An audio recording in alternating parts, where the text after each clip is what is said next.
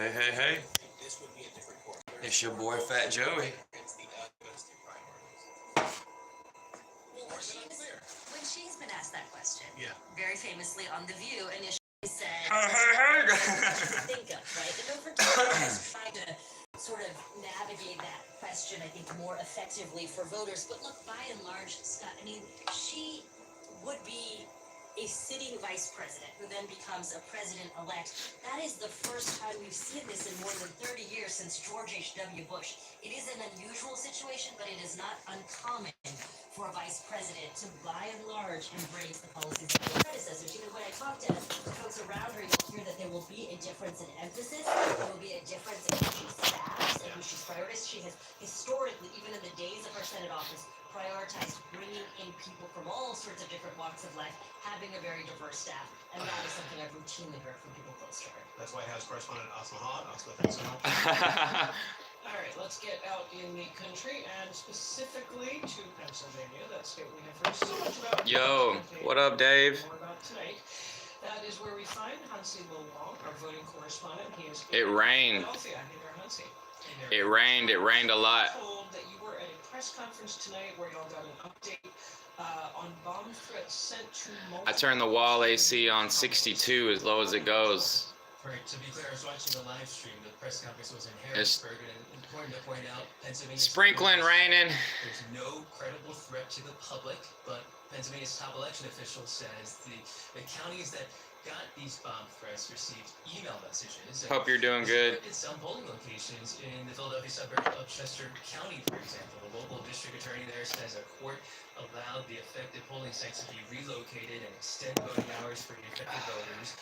And state and local officials said they're in touch with law enforcement at the federal level. It's not clear how many counties. I'm lagging. Got these bomb threats. I've confirmed 4 so far, but in one of those counties, Center County, on the Penn State's main campus, officials say roughly a dozen counties received threats. And what was the impact on voting? Was anybody unable to vote because of this? Because the precinct was closed for a bit? It delayed voting for some folks, and some folks had to get extended hours. And in some places, it interrupted counting, but it's hard to say right now because we haven't heard publicly from all the counties. Yeah, I'm doing good. Affected, but I'm glad you're doing good, Uncle Dave. These bomb threats aside, it's been a fairly smooth election day in Pennsylvania. There were some countywide issues with ballot scanning early in the day in one county, Cambria County in central Pennsylvania. The state chose to extended polling hours there about 2 hours. And there were particularly long lines in university towns, including Philadelphia. But officials say that's not unusual for a presidential election. There's often high turnout. Timing. When might we see results for Pennsylvania?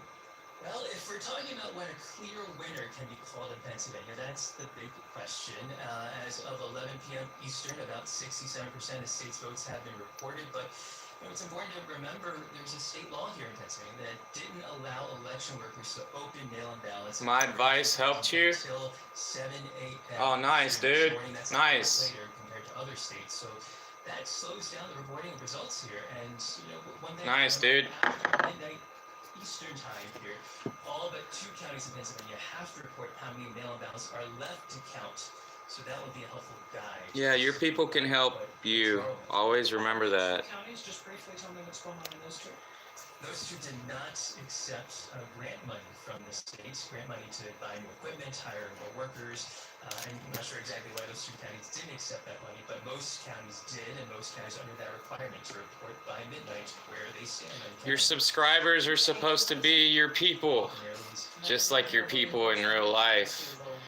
Your friends. Philadelphia in the great state of Pennsylvania, where, as you heard, they are trying to figure out who voted and how we will get those results and at what time. Lots more still to come as we continue tracking the 2024 election here on NPR News.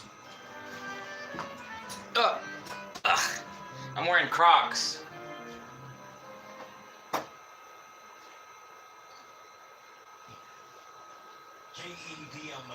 I'm wearing Crocs right now. Them boys probably been talking about the election all day long. I just heard it on the radio, so I had to listen for a little bit. And you know,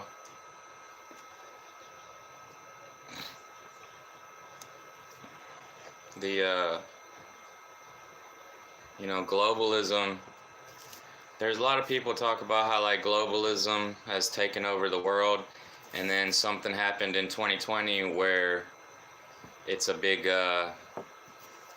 conspiracy. So they like to use the word conspiracy a lot on the news. So if you're talking about something, I'd say call it a conspiracy right off the bat, so we could just you know, people could understand what that really means, because you know, it could be a conspiracy that this lighter was supposed to break, or the person making it just didn't like it's not working good. They must not care about America. This is made in China. You see what I'm saying? Jumping to conclusions. But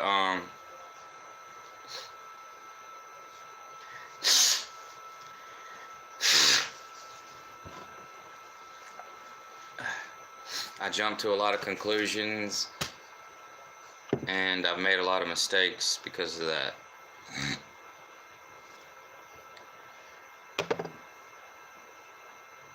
So I try not to talk about it, stuff like conspiracies, but I listen to folks be talking about it, and if my bullshit meter starts going off, I stop listening.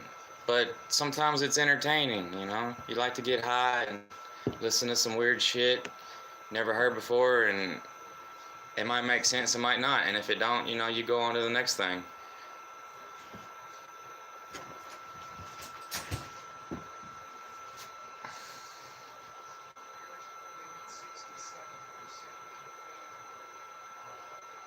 Amendment number 1 in the parish today. Now, Jay, take a look at those congressional races for me.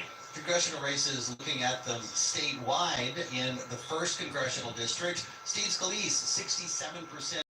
The next closest, Mel Manuel, the Democrat, with 22%. And that's wrapping up on probably 85% of those precincts reporting. Troy Carter in District 2 Yeah, I don't know, they're talking about the state or something.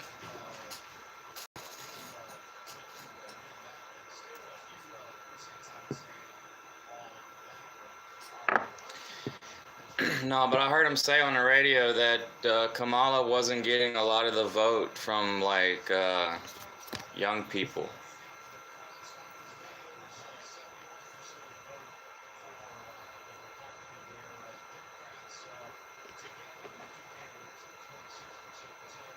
People are just tired probably, and they don't vote.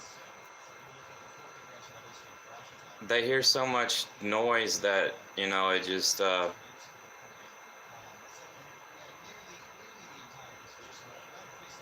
they don't, you know, it's not respectable. Like, it's not, like, it's just too much trash talk. I thought mudslinging, you know, the politicians talking trash to each other, I thought that was supposed to be for like one part of the year or one time of the year or something.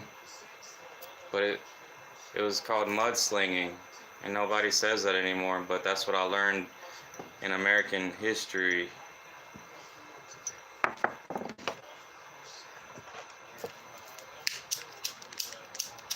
Because I think a lot of people are just wore out about it, because it's like there's mudslinging all year long for 4 years straight, and then another 4 years. Because of social media, it used to be just on the cable television, you know?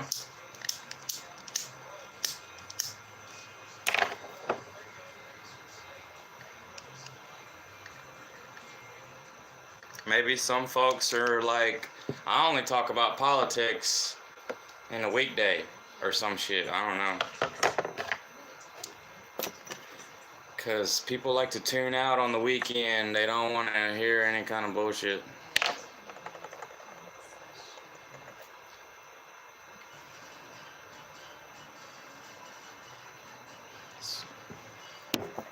Yeah, because I started telling myself, I was gonna take a break from all that negativity.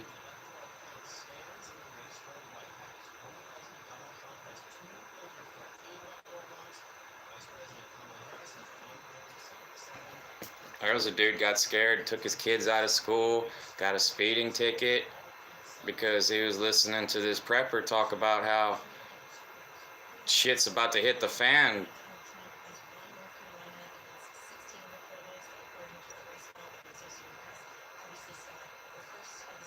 They took him to jail because he was driving too fast.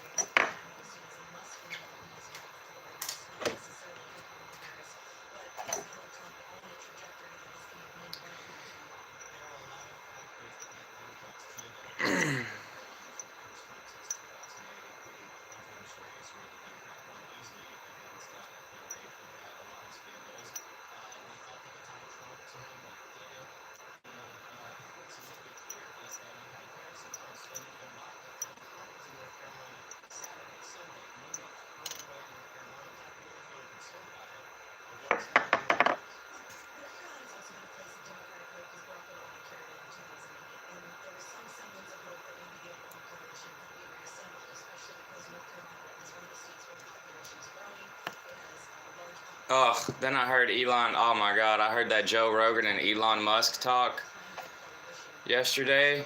Oh my God, y'all ain't heard it. Man, Elon Musk is saying that they're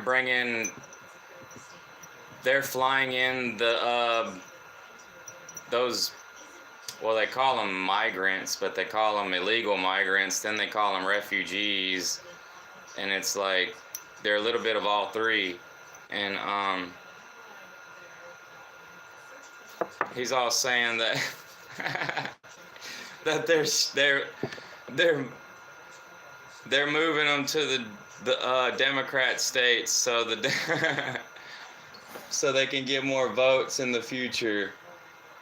Because the migrants love the Democrats. Man, Elon Musk is a trip. Y'all ever listen to that dude? That dude is a trip to listen to. He'd be so serious. Then his jokes are really weird.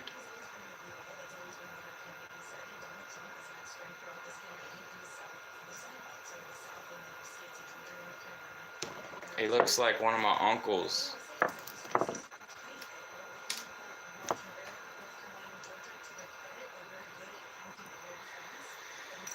Yep. Straight up. I got a little Elon Musk uncle, but he's short. He ain't tall like that. Elon Musk is tall as fuck.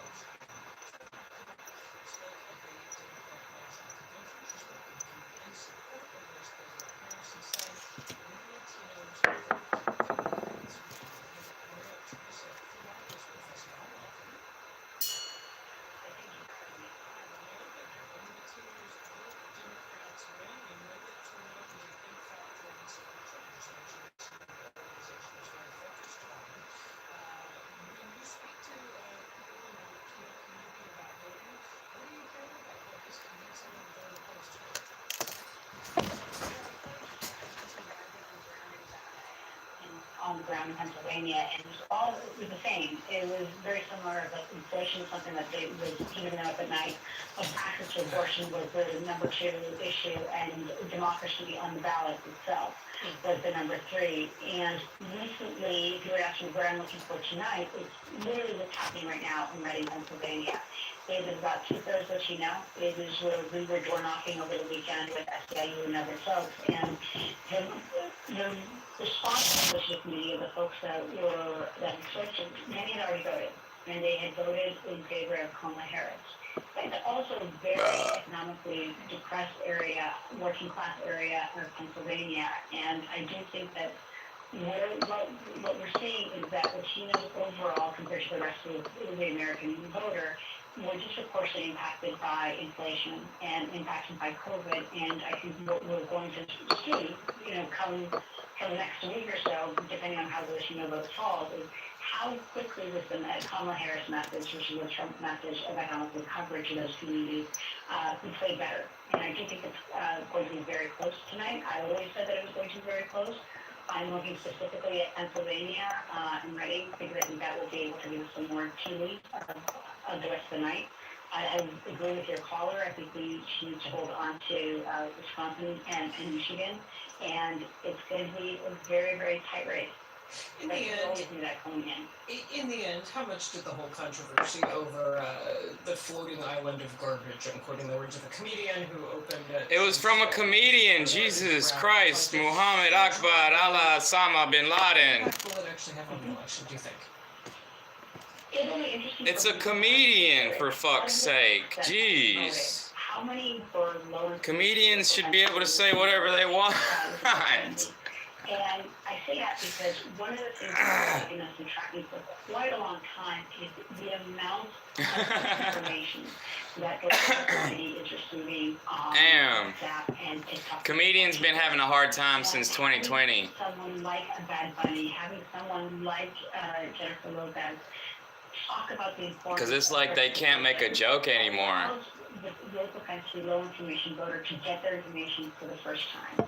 I mean, we are your NPR listeners they consume election coverage all the time. It's really hard to believe to think that most people didn't even get a contact from a campaign until recently, and it's the first time they ever heard of what was on the ballot. But there are a vast majority of folks that are low propensity, low information. They're working all the time, and unless someone is speaking directly to them and sharing with them what is on the ballot and the information they need in order for them to improve their lives, they aren't tuning in. And I do think that it would be an analysis of how effective getting into those news feeds of Bad Bunny for low information voters that, believe it or not, may have received information from the election for the very first time. President and CEO of the advocacy group Voto Latino, Maria Teresa Kumar. Thank you. Thank you. Nah, trust me. We're gonna go back Trust me, y'all don't need a, this hour, the fact that the first of the 7 key swing states, North Carolina, has been declared for one of the candidates, Donald Trump winning North Carolina. y'all don't need a, alright. Real talk. They're using Bad Bunny as, like, they're using entertainers, famous entertainers, to try to talk to their audience to get more votes. Yeah, that'll probably help, but, like, one of my ex-girlfriends, her daddy, he was, like, from Mexico. He was Mexican American, I guess, like, well, let me put it like this. He didn't speak much English. His daughters spoke English because, they've been here for a while and going to school. But he really cared about voting so much that,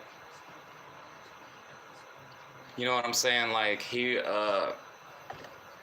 some people just really care about it. Because I never had nobody like that ask me if I was registered to vote. Like, some people really care. Because honestly, I was one of those people that didn't care. Well, I just, I don't know, they didn't tell us where to go vote. I graduated high school.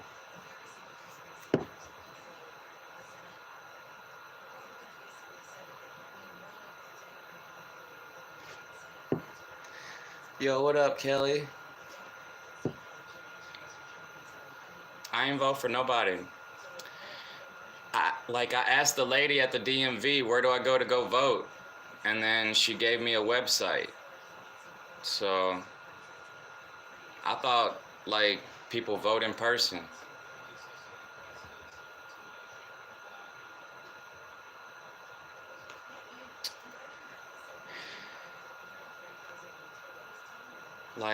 I got a letter in the mail from the DMV talking about going to the DMV to vote or something. Then I went to the DMV, got my license renewed. I asked her where do I go to vote, and she gave me a website. And I was like, okay. So I didn't say nothing, but I'm wondering.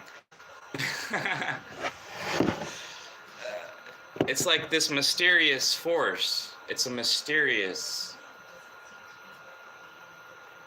you know? You graduate high school and you're like, how do I vote? Where do you vote? All kind of stuff. Trust me, you gotta teach yourself. Unless you just have folks or friends that show you where to go with all kind of stuff. You gotta ask for help. A lot of folks don't like asking for help.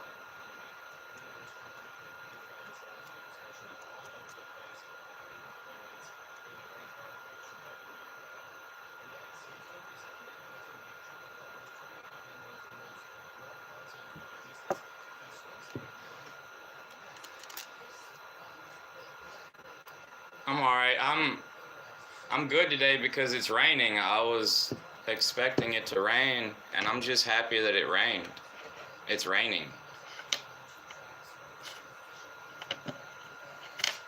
You know?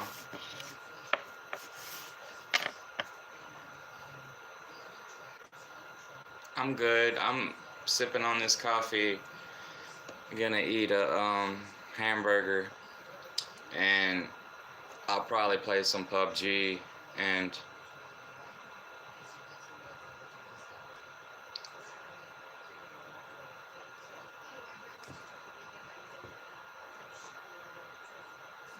yeah, I gotta drink some more water.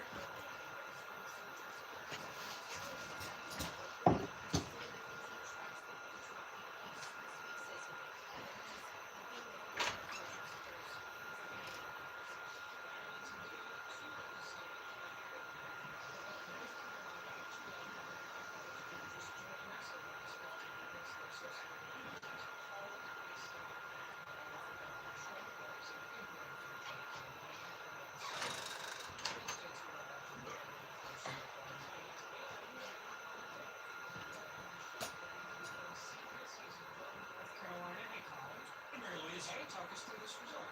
Yes, this was a still pretty close race. Looking at the numbers right now for the state board elections in North Carolina, 50.5% for Trump, 48% for Harris. He was about 14% though, that's still out, including a lot of urban counties like Greensboro, College campuses. It's just kind of weird, you know, like, Still out. And he obviously feels confident enough that Trump has got the numbers on his side of this dispute. is that what they do? They try to get vice presidents to be president? Because Joe Biden was a vice president. Was Obama a vice president? I don't even remember.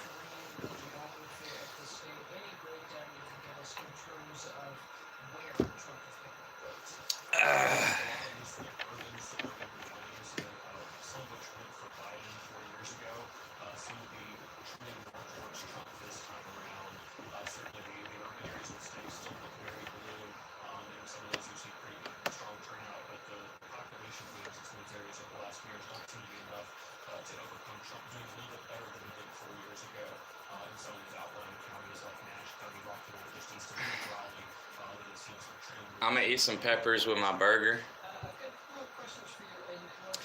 Come chile con su hamburguesa. I don't know how to say that in Portuguese. Yo, what up, Bonifacio? Bonifacio. Bonifacio.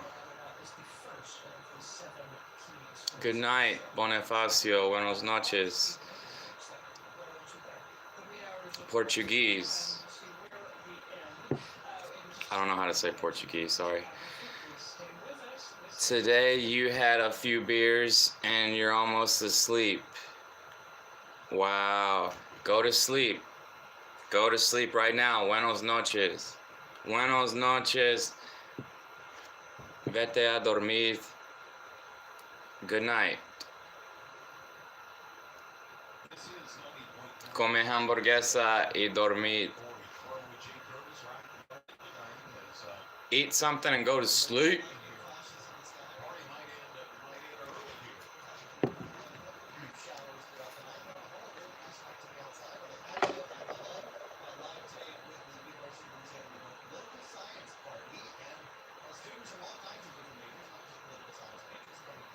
Have you ever stopped to think that our life becomes more boring as we get older? Yes. Yes, it gets very boring. I said sleep in Portuguese. Okay, dormir. It's very close to Spanish. Okay. Yeah. If you want family, you want to make some babies, your kids can give you joy in life when you're older. But if you don't want kids, tú no quieres familia, y es viejo, you're getting old.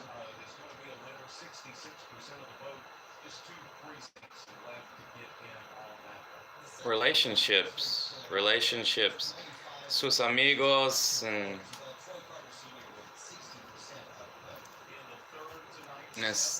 necesito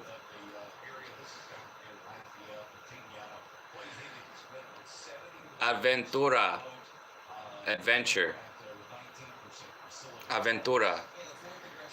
Yeah.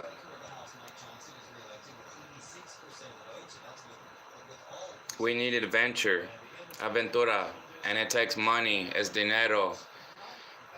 Por aventura is lots of money for an adventure, and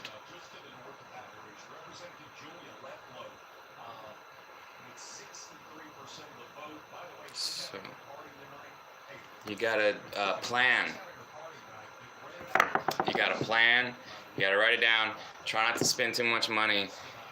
Get some friends.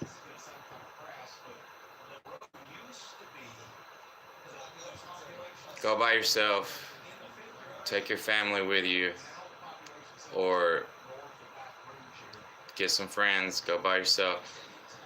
Try to meet people. I've seen old people at parties. Like big concerts. Like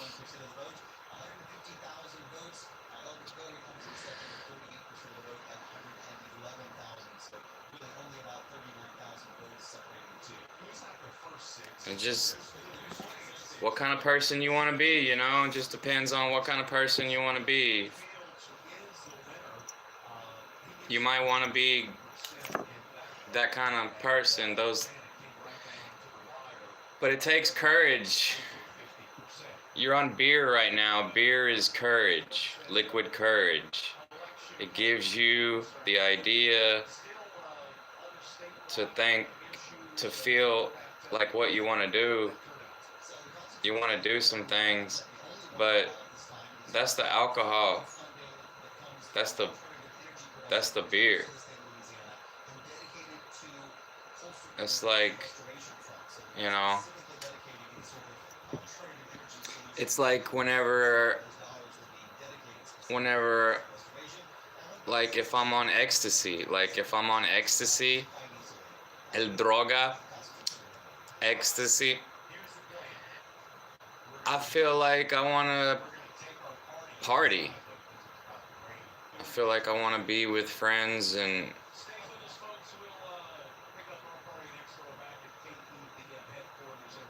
just have a good time.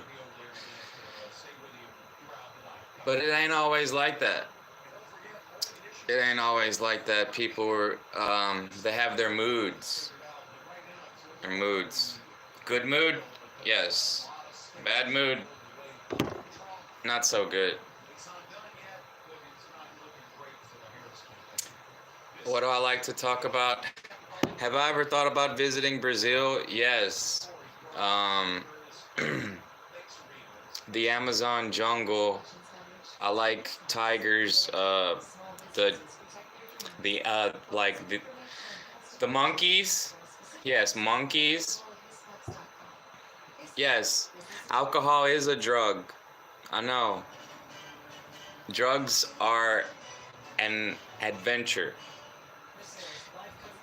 They can be an adventure as long as you don't overdo it. You don't want to like overdo it. You know, you don't want to get too drunk. Because if you get too drunk, you black out.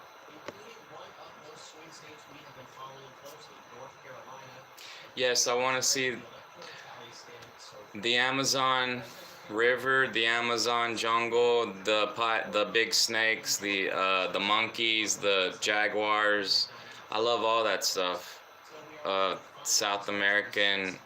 You go to South America, you can see some big beach elephants. There's what are they called? So elephant seal. Big elephant seals, and they're like.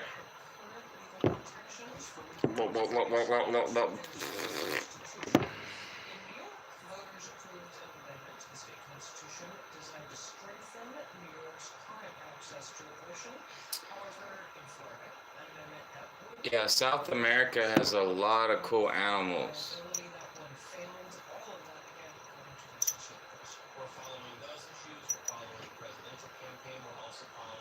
Drugs are tools. Drugs are tools. Race was called. Ted Cruz, the Republican senator from Texas, has won his race according to the Associated Press. This is Drugs are tools. because it puts Republicans all but certain on track to have a majority in the next Congress. Republicans flip seats. Got to use the right tool for the right job. You go to a bar, go to a club or something, and there's only alcohol, and you're on another drug, it's gonna be weird. It was so weird being around drunk people on ecstasy, being around people on ecstasy and then on alcohol at the same party. It was weird. It was weird.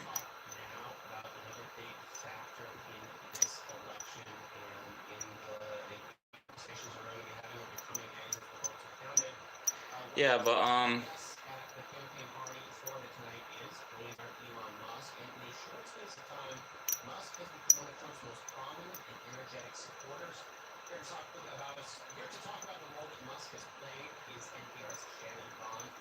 good times.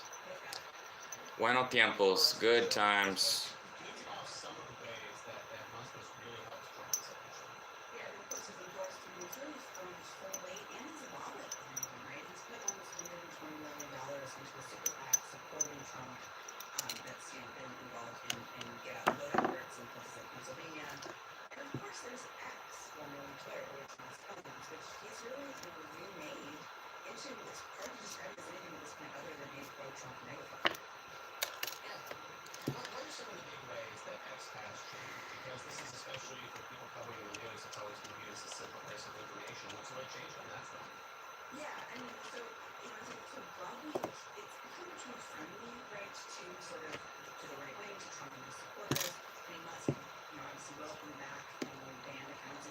For you, English is a bit difficult.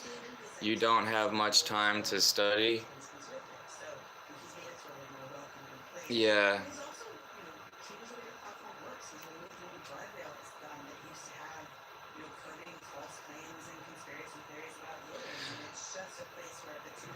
Do you use an app or something? They got those new apps. Be teaching people how to learn a different language. I thought about it, but I ain't tried it.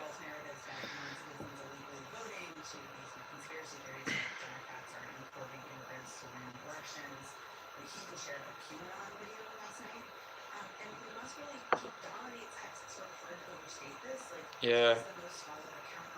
Most people don't understand a drug until they try it.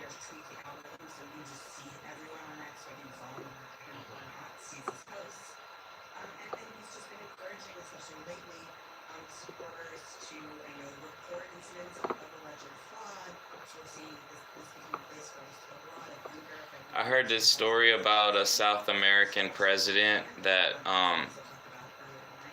he tried. He was an ex-president or something like that, an ex-politician or somebody in South America. He tried the drug MDMA, ecstasy, that comes from a tree. It comes from a tree, the sassafras tree, and it was used for thousands of years for like oil, aceite, like aromatherapy or something. Like something about it is therapeutic. They was doing massages or something in el cuerpo, I don't know. But when the Europeans came to the Americas, they found all these sassafras trees. Muchos árboles de sassafras.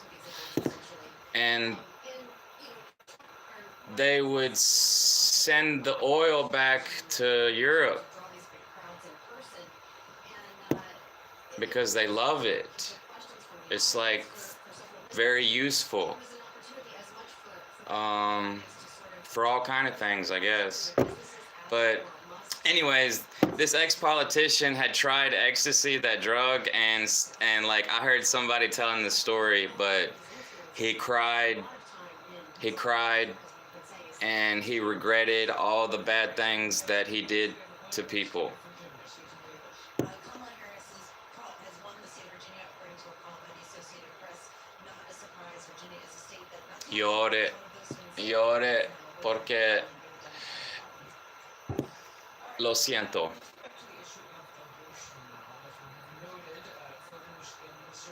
Yeah, so I mean it. But as long as you can have a good time, if you can have a good time, a good night, a good day, that's what really matters. But yeah, you know, like Alexander Shulgin's wife, she would cry and cry and cry on the stuff because she was letting it out. I don't know.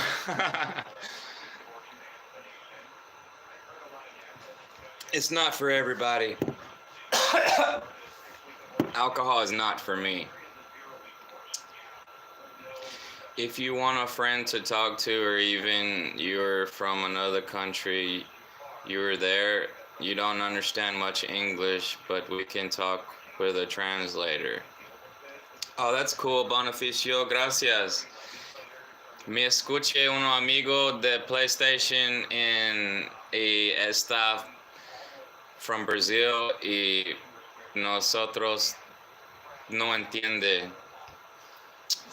Yeah, like it feels really good to talk to people from South America because they speak Portuguese, but then it's hard to talk to them. So I gotta learn some Portuguese a little bit. But yeah, that's cool, Bonifacio, gracias. We shouldn't feel so disconnected, you know, with North America and South America. Mexico's in the middle, putting up with all that shit. And, you know, it's like English, Spanish, and Portuguese. None of these kids on YouTube are talking about English or Spanish, English or Portuguese. Portuguese or Spanish.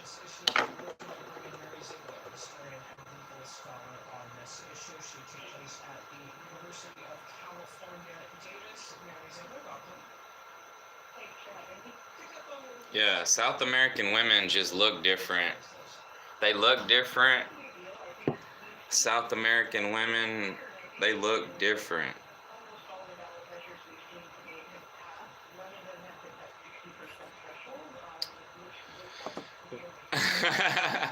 Yeah, when I want to visit Brazil, Bonifacio's casa is, oh, gracias.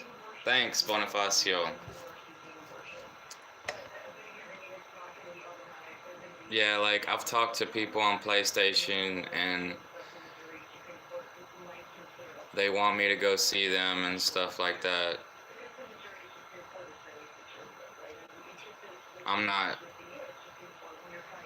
not much of a traveler. I don't like planes.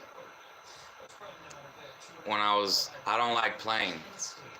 Like planes, I don't like planes. And I'm scared of the water too. So,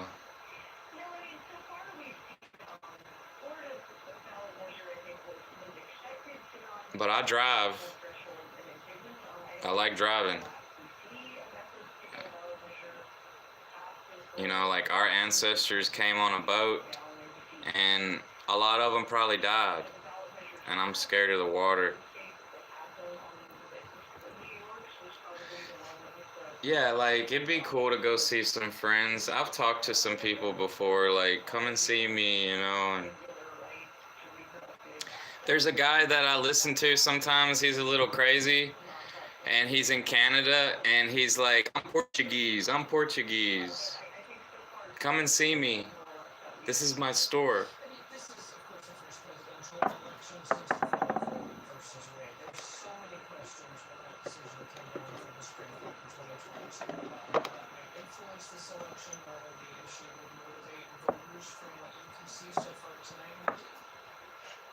Yeah, like South America.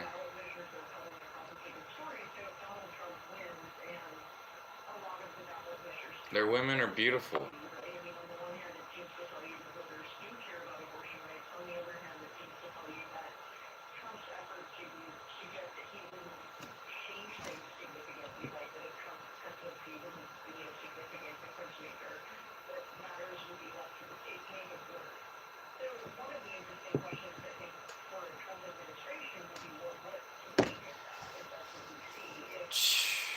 We're gonna have a new president, y'all.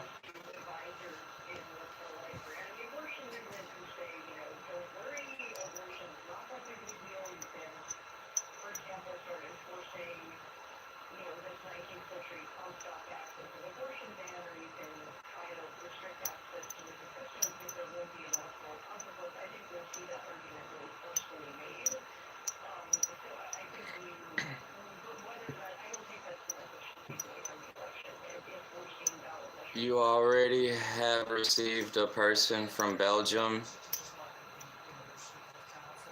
but she knew Portuguese, but nothing that you can't read. She can explain with a translator. Wow. Wow, Bonifacio, yo.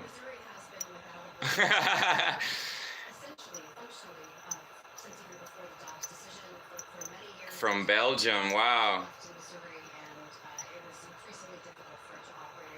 Like Charlotte DeWitt. Like Charlotte DeWitt from Brussels. Yeah, like Charlotte DeWitt, the techno queen from Brussels. Y'all know Charlotte DeWitt? Charlotte DeWitt with the techno.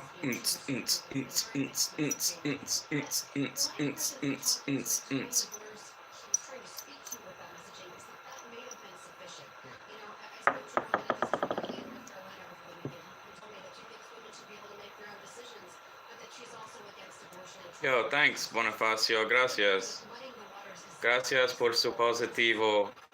Thanks for the positivity.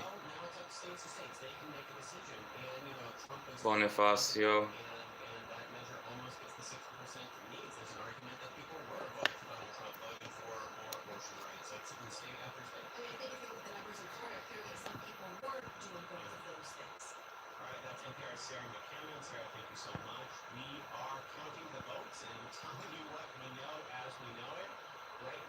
What is my goal? What is my plans?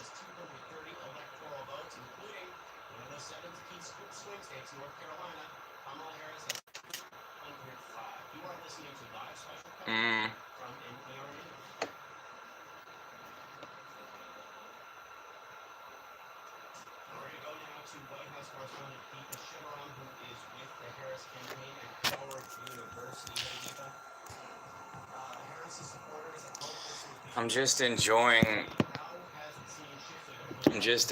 my time. Mi tiempo. quiere paz, paz en mi vida, tiempo con paz. Este tiempo, 10 años, es mucho paz. Y estoy listo para vida. I'm ready for life. I just,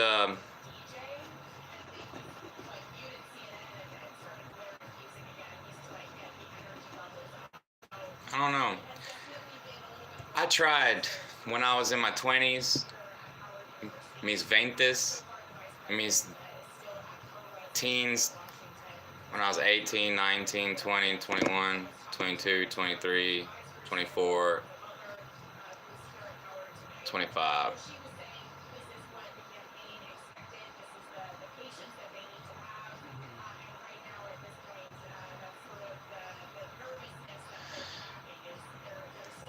But I didn't have the right woman. I didn't have the right women.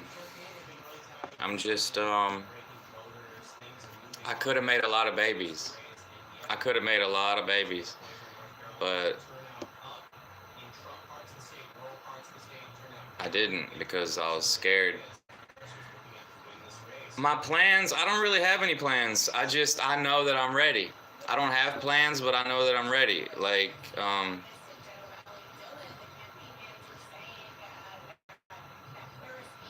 I've just been enjoying my time, like I said. I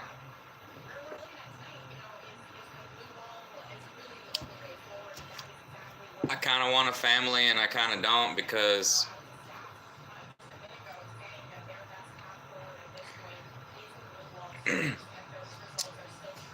my parents separated when I was 5. I was 5 years old and my parents split. So I don't know if I'm gonna live with my woman or not, or if she's gonna live with me, but I think we might have different houses. I don't know.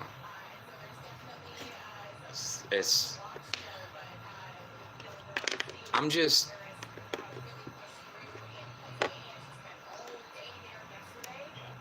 just happy to be alive, you know. When I was younger, I made a lot of mistakes, so now I'm just relaxed. I'm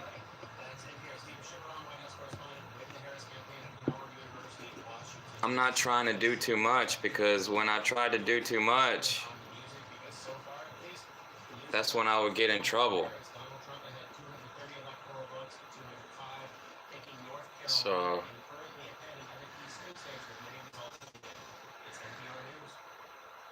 I think a lot of people would love to travel, but they're scared to lose what they have. And so you really have to plan it out or buy some land. You just need to buy some land and have backups. Have a backup.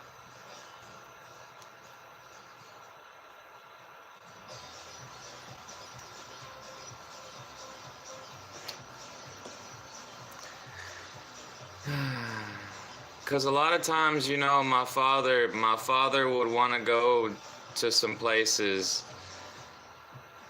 for a little while, and then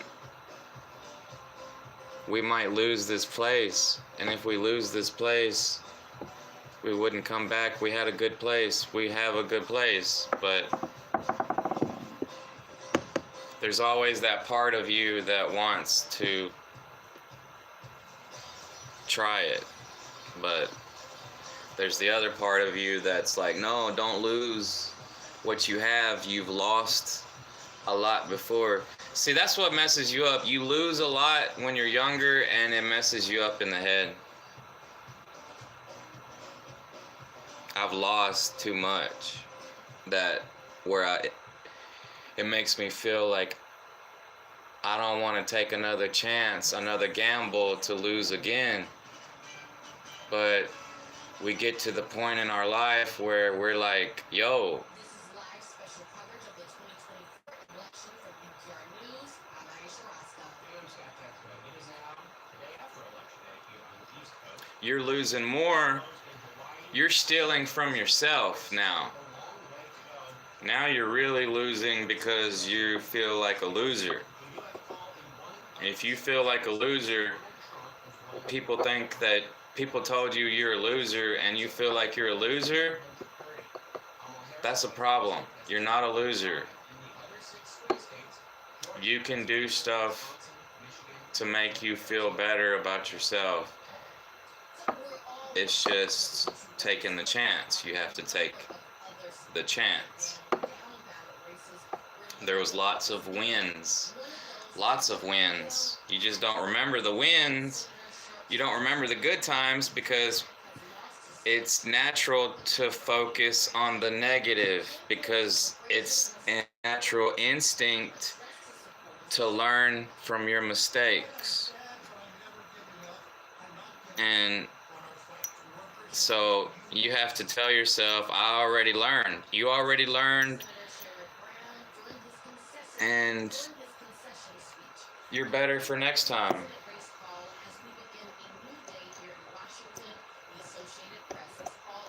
But you know, like, you see some people, they just have bad luck.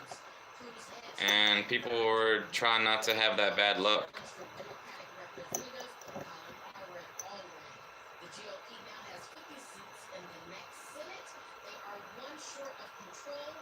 Because you never know when the bad luck is going to happen. That bad luck be messing with people's minds. Some people, they don't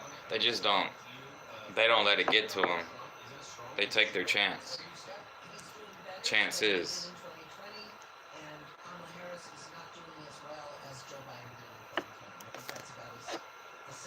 Damn, she just said Kamala Harris is not doing as well as Joe Biden in 2020.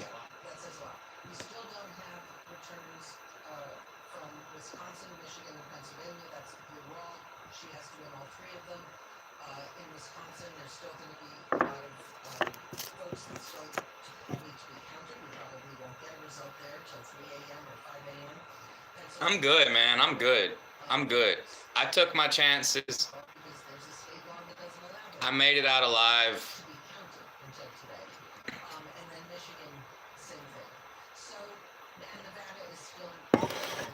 But that was just like the first part of my life. I got the whole second half of my life. But I've just been like this. Like, just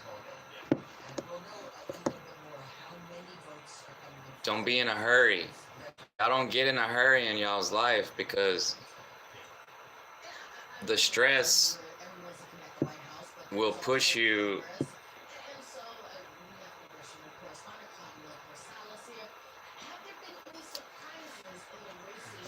But some people don't have the opportunity to just relax, and I understand that.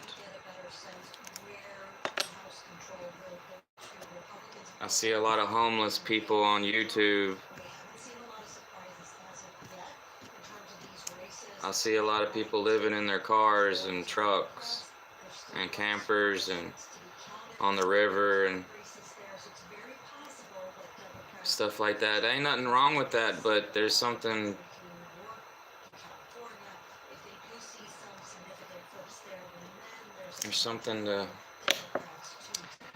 to think about.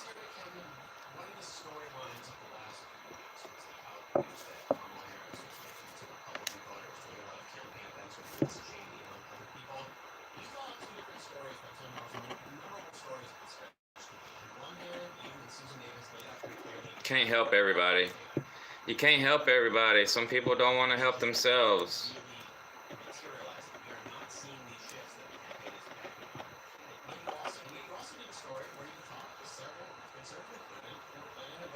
Some people just want to use whoever comes by.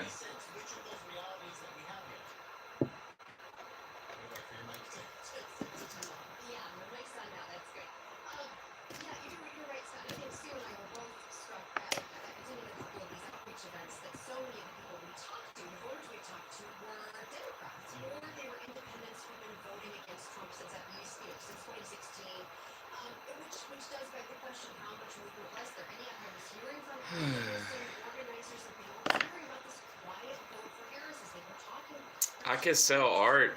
I could sell art. Sometimes I think about being a boss man.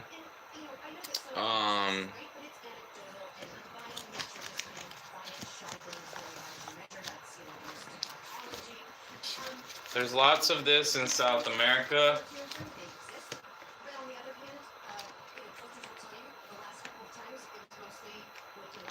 In South America, they do bamboo.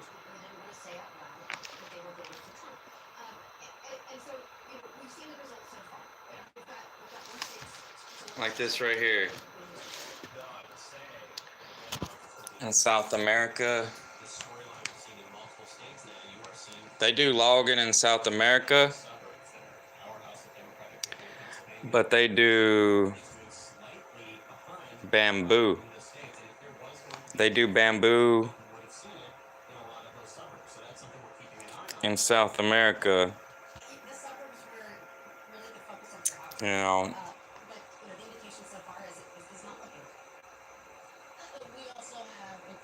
You see? You see how much money that is? We gotta go to the bank and get a loan and then buy that and then pay off the loan at the bank. You know how stressful that is? It's stressful. I don't know if I want to take that chance. But that's me. That's supposed to be me right there. You know?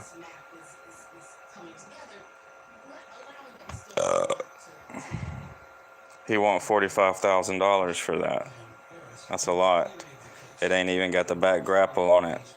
My daddy, mis padre, my daddy did this in 1980s, before I was born. My daddy would get out. He called him Squirrel. He would do the choker chains. But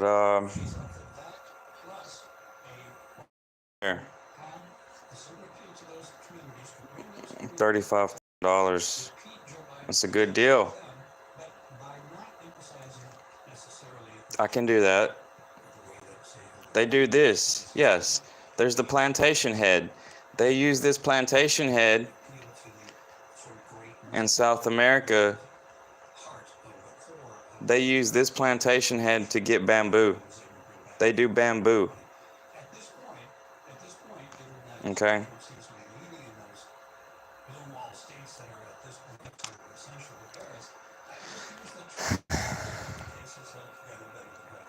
That ain't got no grapple on the back. You need to grapple. This is choker chains. People still do choker chains. They do it. My daddy did it in the 80s. I never did it. But you got to get out, and it's bullshit. Yeah, they use those in South America. They use those for sure in South America. For the bamboo. There's a really old one right there. Somebody want to sell their old one. Their old Timberjack. Oh man. Look at this. Old 1991 Kenworth truck, 4,000. Probably get that and then it break on you and it probably costs 10,000 or some shit to fix it. But yeah, you know, like,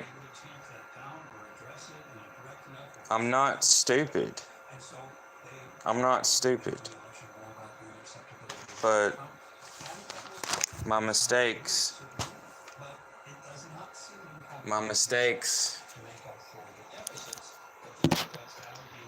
they make me feel like I'm stupid. So I don't trust myself.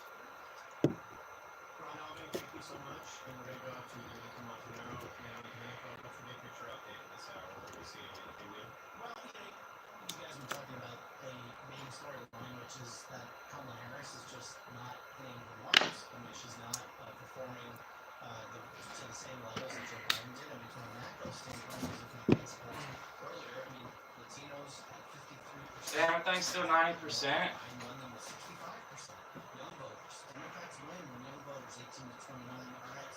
Harris was at 55% of young voters in the exit poll so far.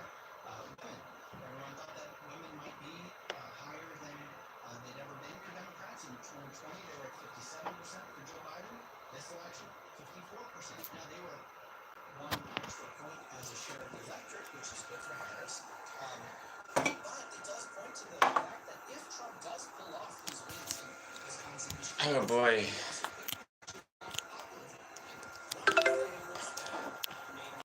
2016, right? I mean, we were looking at 2016 and we were saying, oh, you know, what, all the normal things that you would think of just didn't go Hillary Clinton's way.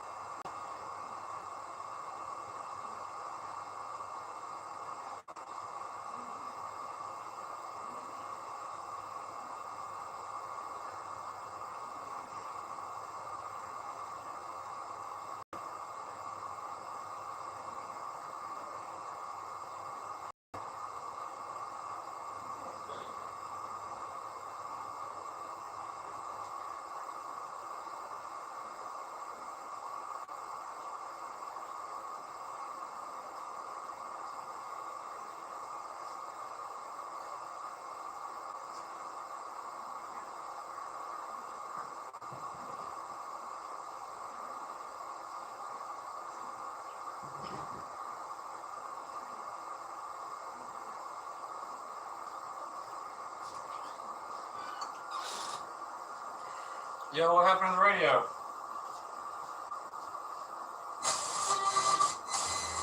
Back there in Georgia.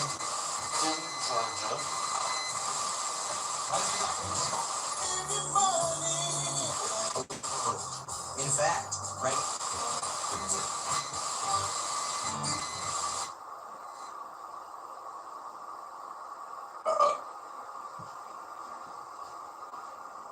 Yeah, I don't know, something going on with that station.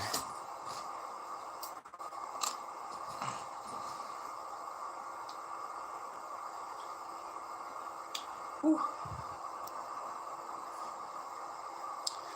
When you want to visit Brazil, dude, Bonifacio, man, that guy.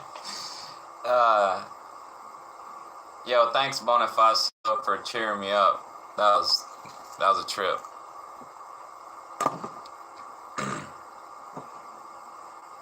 Yeah, but like, when I look at those things, when I look at those machines, it makes me feel emotional. And I love it.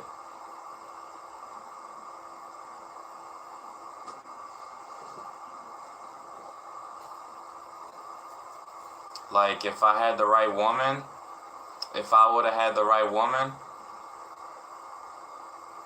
I'd be doing that.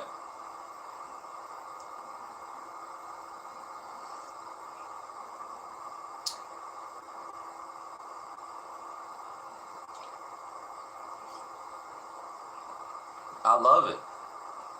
I just don't love it that much, I guess. Or maybe I don't love myself enough to buy myself, make myself money and buy myself things. I don't know what it is. It's like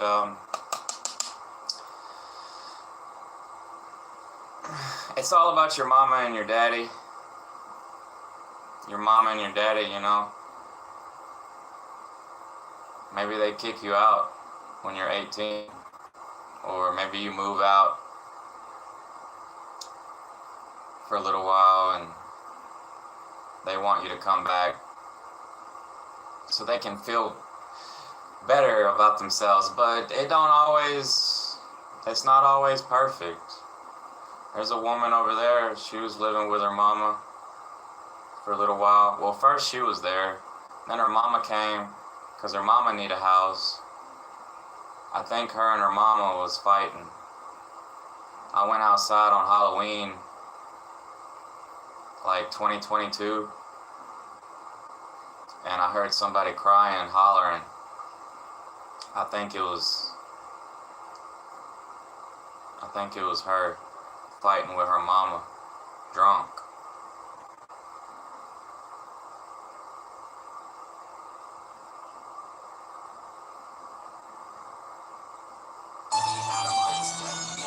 Ecosystem, and it's almost not an ecosystem anymore. It's like a series of layers, like different currents in the ocean, one on top of another, that don't really interact with one another that well.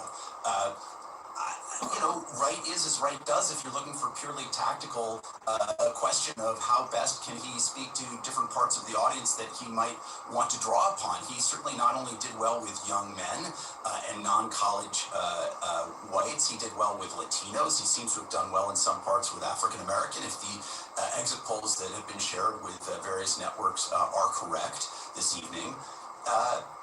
And it doesn't seem to have affected him. Instead, he, seems to have. Hey, I got some of that bamboo. He was blistered for not doing a lot of sit-down interviews and a lot of media opportunities, and then she did accrete ultimately enough that what they characterized for what was for her an embarrassing thing, that she was incapable of doing it coherently, became much less an embarrassment and much more a conventional politician. You want to see my drugs? Seemingly a degree of hope and optimism.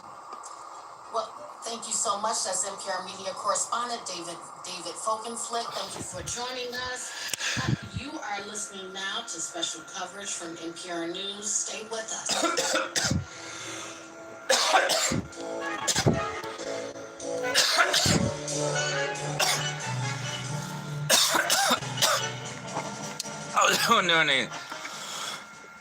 I was doing these moon rocks.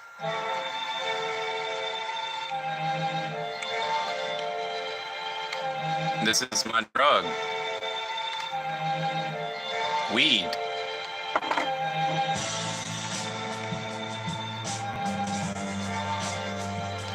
It's got THCA. That THCA. CBD.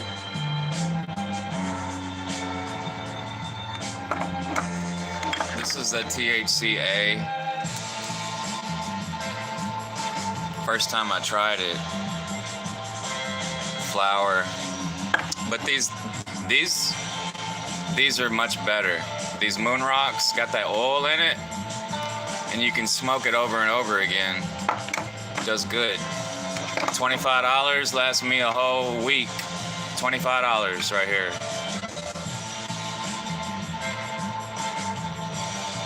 And these moon rocks. These moon rocks are much better than the flower. If you get the flower, but yeah.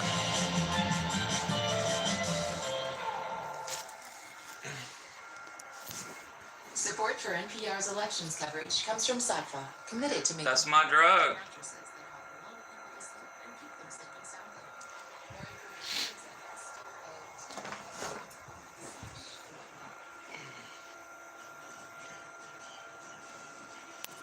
You never tried it?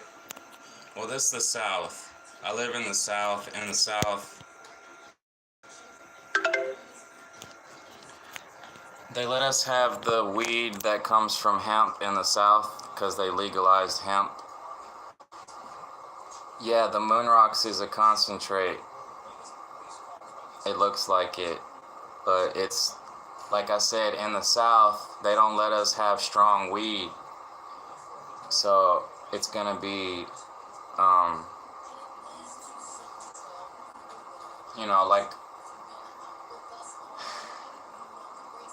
like watered down beer. But I just learned something the other day, yesterday, about that Delta 8. That Delta 8 is synthetic, and they're synthetically making it from hemp, which is the male part of the plant. And it's not as good because it's synthetic. And, but this is THCA, and I don't know about the THCA, but I think it's good. It might be coming from hemp as well, because Yeah, it's like dabs. It's got oil in it. Like, that's the first time I ever tried oil. It's got oil in it. They make the oil. They might be making it from compressed air.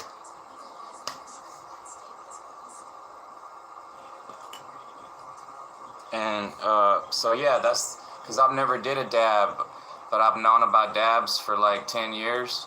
And so I've seen people do dabs, and I knew that they was northerners, or, you know, from the east or the west. Because I've been known that Canada and California have been been growing the medical weed from clones. The biggest weed grower in the world was Canada, in the big giant warehouse.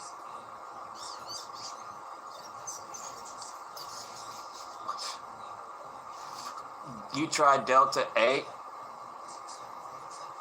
it shuts you down. It gives you a bad throw up feeling. Yeah, that's because it's synthetic. Your body don't like it because it's not real. It's not natural. I mean, there's natural stuff our body don't like, but like, I don't know.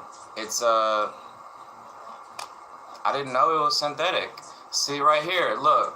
Right here, y'all, one of the homies is saying that he don't like Delta 8. It gives him bad throw up feeling.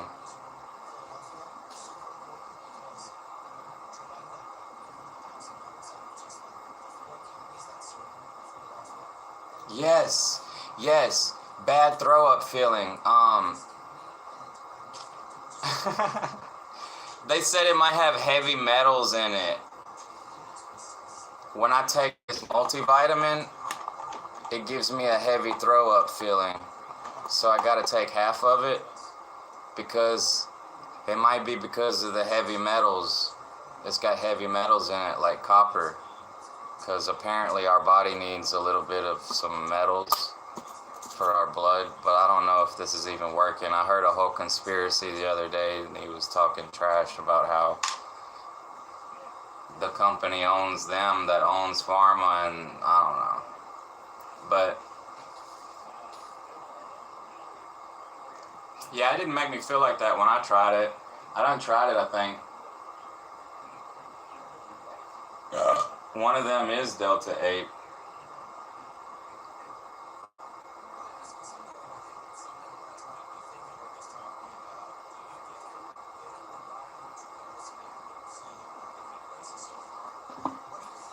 Yo, start up that PUBG.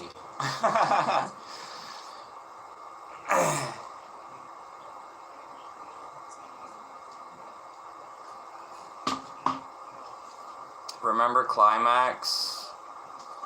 Whoa. Oh wow, you didn't know that you're trying to get rid of heavy metals with chlorophyll? I don't know about that.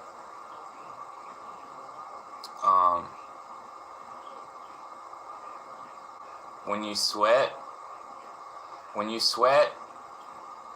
that's how you really get out of all the toxins. So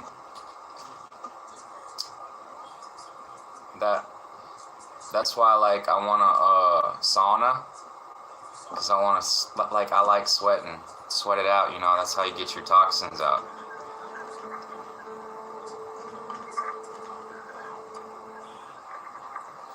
Yo, thanks for the sub, Malignant.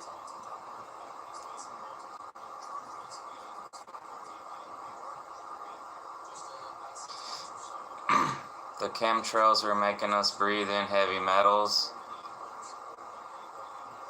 I heard that too. I heard they're trying to cool off the earth because they knew that it was some kind of greenhouses, like those. Remember Hairspray? Remember Hairspray and Aquanet? It's got them CFCs. It's bad for the ozone layer. Same thing with the old refrigerators. The old refrigerators used to break, and they was deadly, because they would release a gas that would hurt people.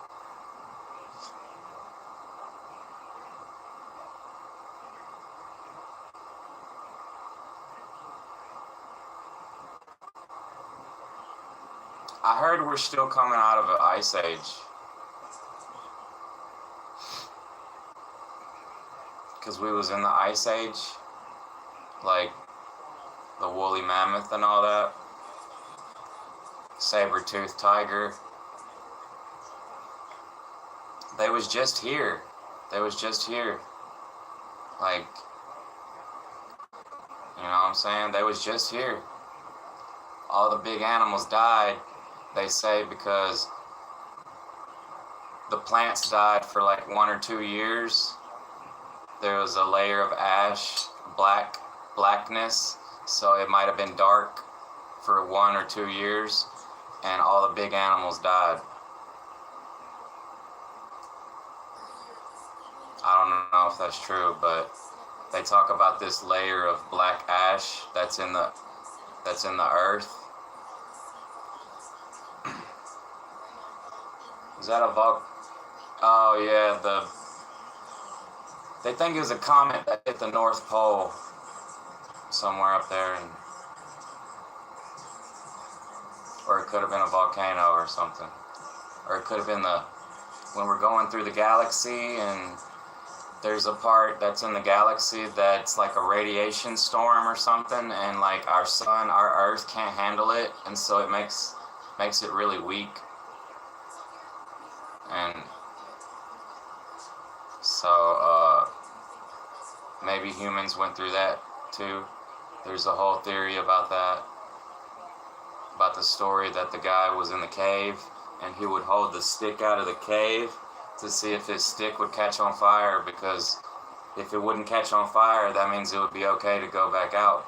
I don't know, man. It might have only been on a certain part of the planet. I don't know. Needless to say, the big animals are dead. But we're getting bigger, though. I think we're getting bigger. Ain't the elephants getting bigger?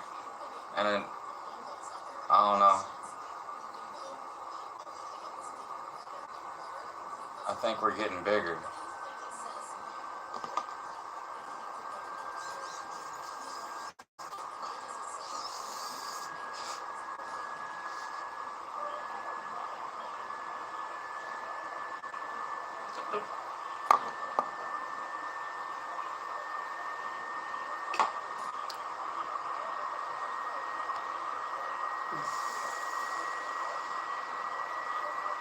It changes the soil and it's harder to grow food.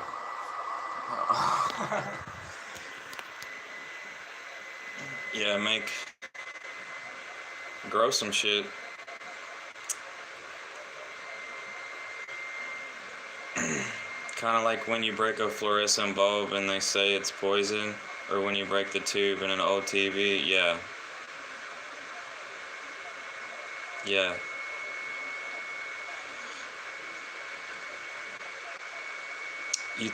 Comet or volcano, or the sun, the galaxy. That's what they say. Yeah, they like to make theories so they can graduate college, so they do their thesis or whatever.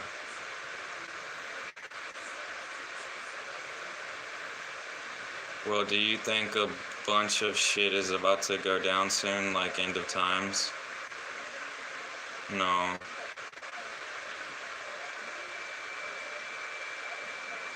Well, they say it was like 12,000 years ago, and so around about like every 12,000 or 14,000 years.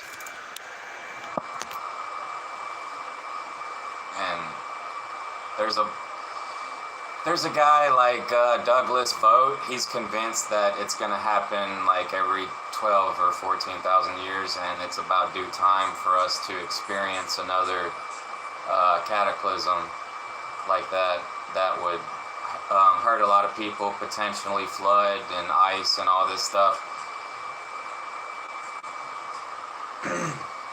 But so because there's people that say that that's what the old religions was warning people about, but, you know, the truth is in the pudding. They say the truth is in the pudding, and the pudding is the mud, the fossils, you know what I'm saying? Why are they telling us about a saber-toothed tiger and a woolly mammoth?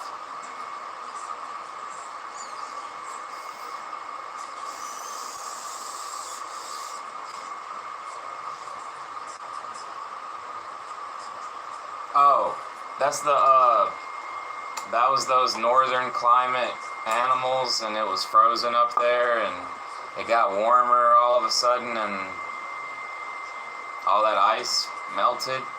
And then it was like, you know, Randall Carlson talking about the Badlands of Northeast up there towards Washington. Like, it looks like a giant bank where the water is, and you can see the water, you know, where you're like looking at the sand and it looks like wavy. There's giant Badlands over there, and because it all flooded from the north and came to the south. Apparently, like the whole Mississippi River, all that. I don't know. It moved all those boulders and stuff. We're good, y'all.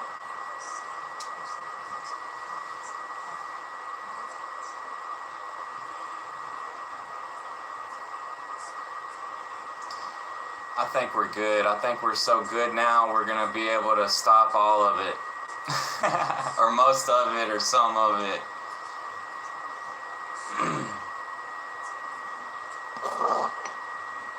Nah. I don't believe in any of that WW3 stuff. They're gonna fucking wear each other down. It's a war of attrition. They don't want to go out like they did in the past. They're not doing it like that no more. We don't fight like that no more. It's a war of attrition now. All them people showed us a bunch of guerrilla tactics, and nobody want to fight fair anymore.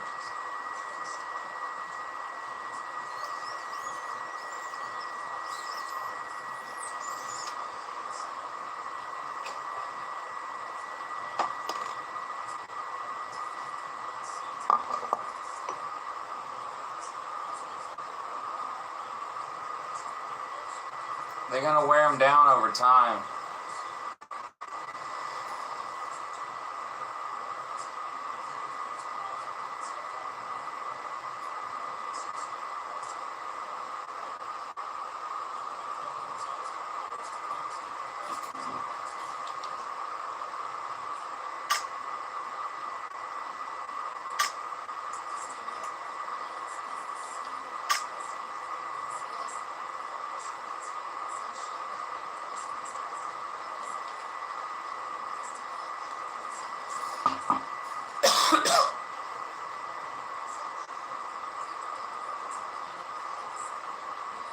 Yo, you're welcome. You're welcome, Malignant. Try the moon rocks. That land bridge of ice where people could migrate, but when it melts, it's just ocean. They're saying there's 2 moons now. Do you think yeah.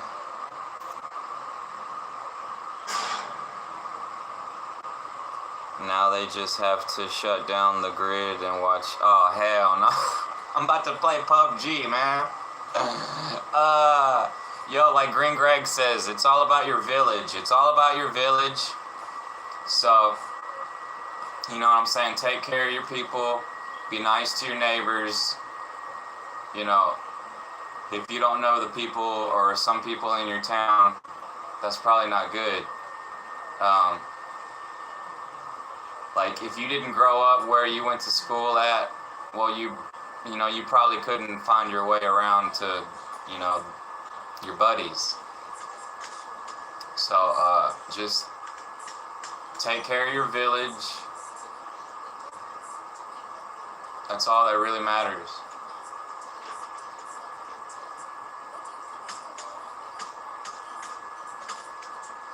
If you're in the city, I guess it's your block. Take care of your block.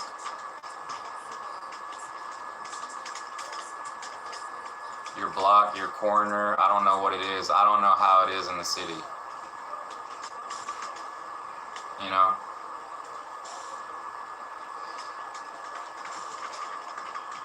But no, like everything's gonna be okay. They want to keep everything under control. It's a whole organized simulation.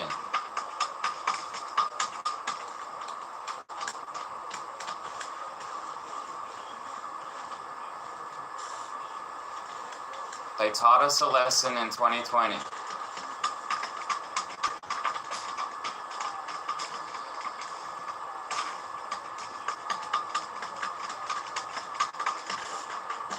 You're kind of screwed right now, stuck with this isolating, abusive, controlling a-hole roommate. Oh, hell no. You need to fucking open that window and jump right out, homie.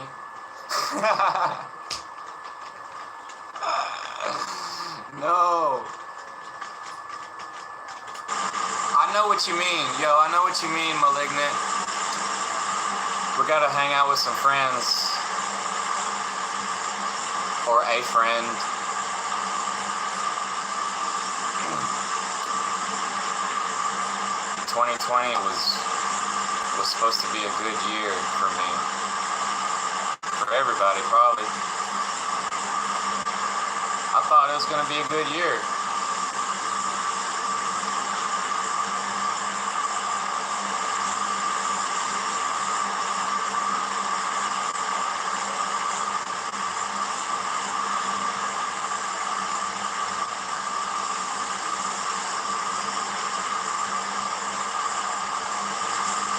You do? You go homeless a lot? Oh, damn. Oh, okay. So it's just another roommate, it ain't no thing. I feel you. Yeah, like, I was talking earlier, like, about how, if you make too many mistakes, it causes you to second guess yourself, and it's kind of hard to have a good time again. But it's possible. You can have a good time again. Just... It's like when you're having like a negative thought and then like something positive happens and you're like, you don't know how to react.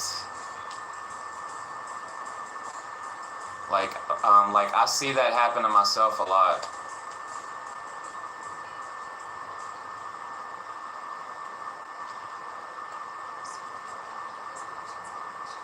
People just get stuck in this negative mind frame. People get stuck in like a negative frame of mind, but they can get pulled out. They can get pulled out sometimes, and then it probably surprises them.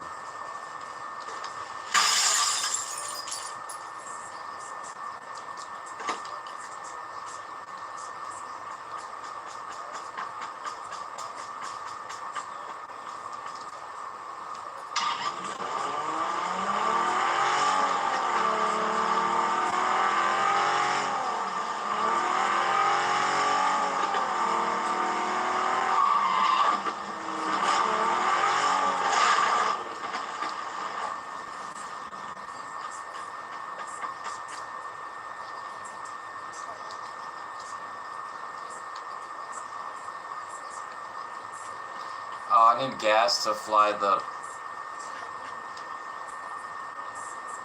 motor glider.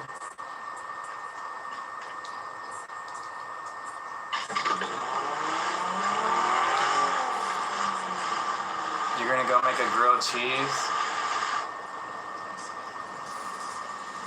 Homeless to get away? Yeah, I understand that. He sabotages your autonomy. Oh.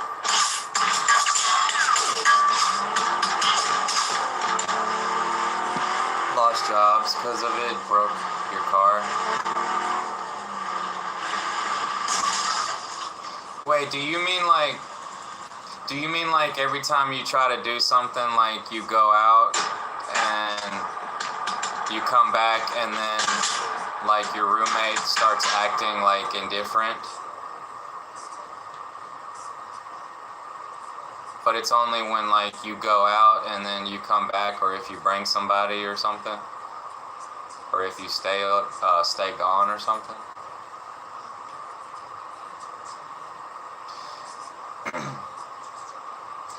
You can see the good in it though. At first you felt like a victim, but you see the changes it's making in you. You're tougher. Yeah. Yeah, it'll toughen you up. You start living on your own. That's for sure.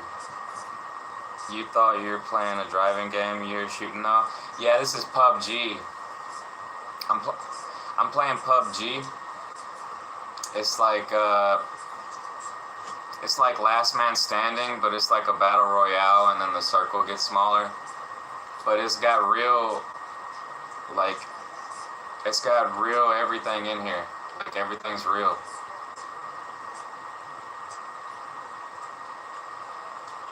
Realistic.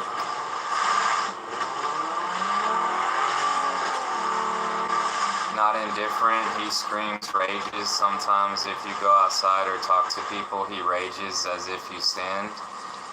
What the? Damn, that's fucking.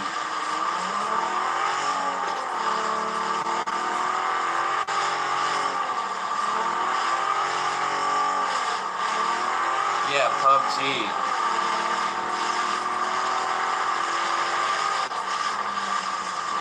Yeah, I just tried PUBG last week. I like it. It's good.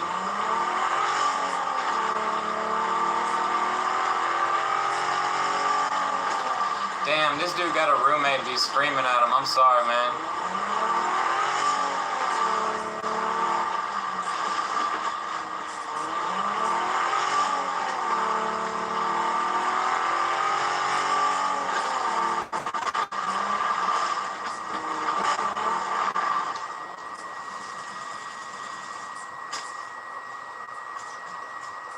It says car on this game.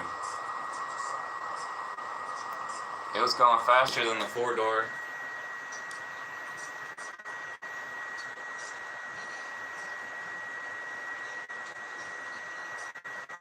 I don't know what that is. I think it's like a Jaguar.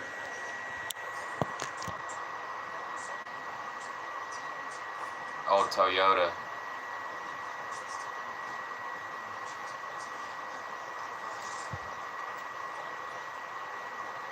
Yeah, it's very what the fuck, and he lied to everyone. It's fucking demonic.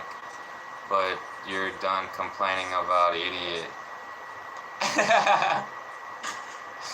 Damn, homie, I'm sorry to hear that, man.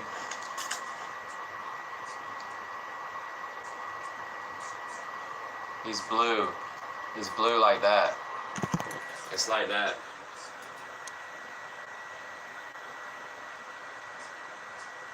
It's like that. He's blue. He got the frying pan.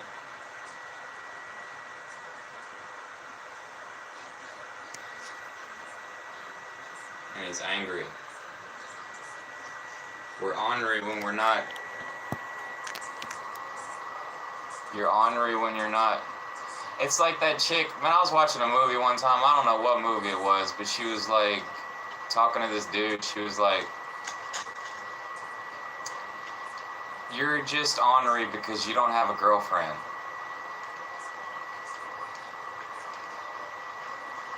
I was like, yeah, that's it.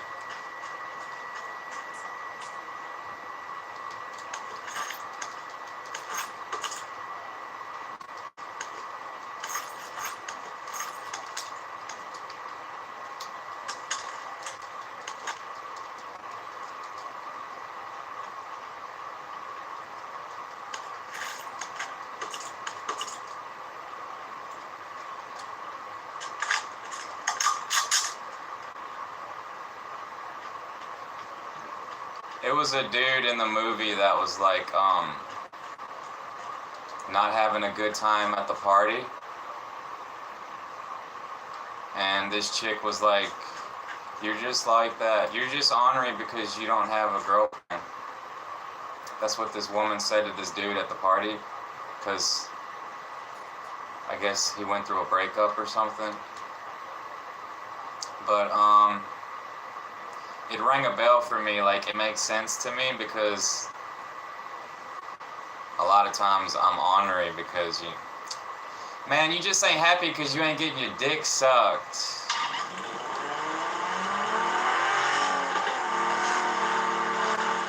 You know what I'm saying? It's like,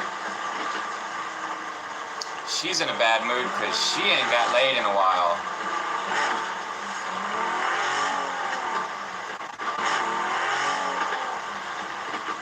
That woman needs some D.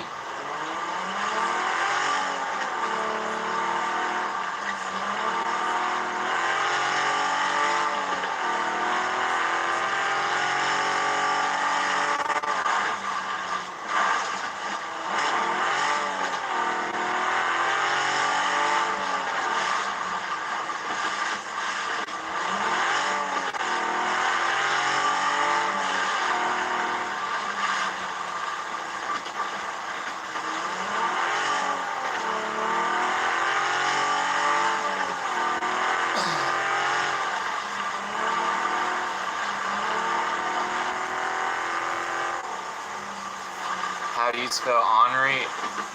Is A-W-R-N-Y,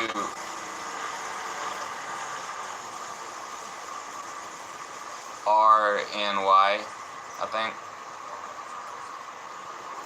Yeah, I knew what you were saying, ornery. Ornery. It's this weird word, like, I knew what it meant. But it was from a movie.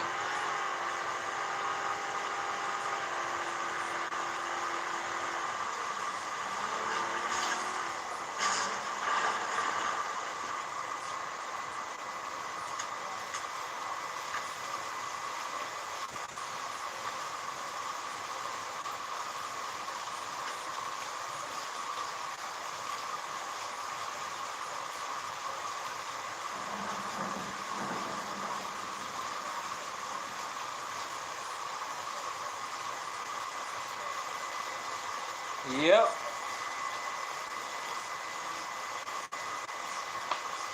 Might just need to get laid. Yeah, that would help.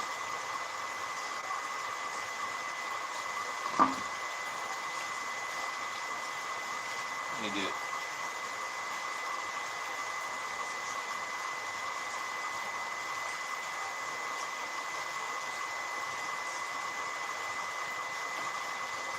Charging this battery, I don't know if it's bad, but I think it's bad. Oh, I see somebody over there.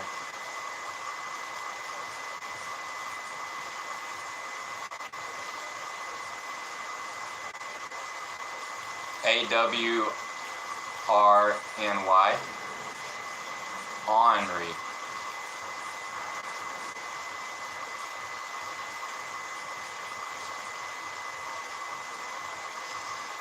Oh, LOL, he should have told her he'd be ornery to his girlfriend.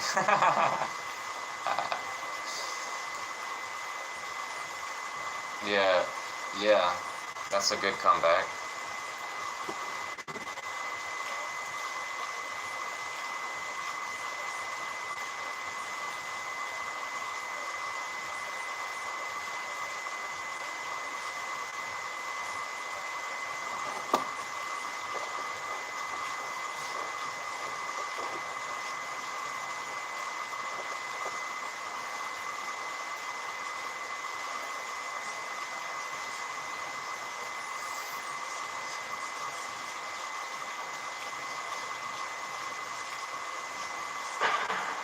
One thing about these moon rocks, though, is fucking messy, so you don't want to touch the moon rocks with your hand and stuff.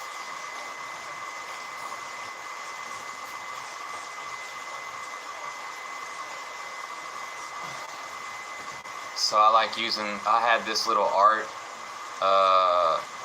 sculpting knife from the hobby shop, and it works perfect with the moon rocks and the pipe. This is just plastic and it unscrews. It's just a little blade right there.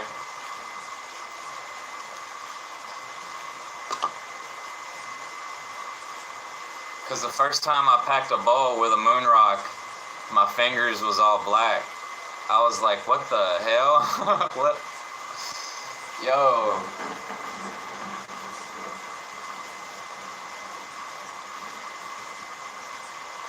Yeah, they're very oily. That's why it don't look like a lot. Like, I opened the jar, I was like, what the fuck is this?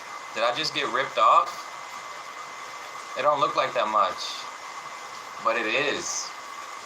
Because you smoke it over and over again, it don't burn the first time that much. It gets sucked in.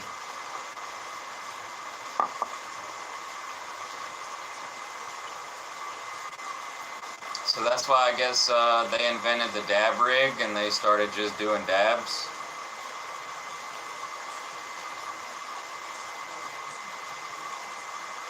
Because it would get sucked in the pipe.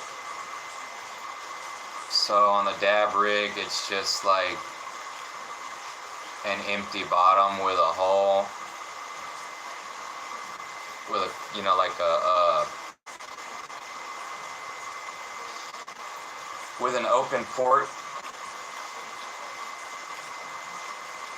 So they just use a stick of glass and a blowtorch.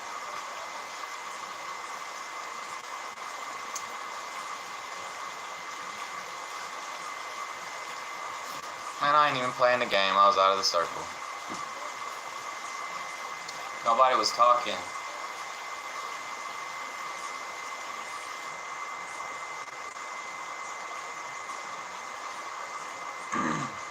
Yo, what up, Liz?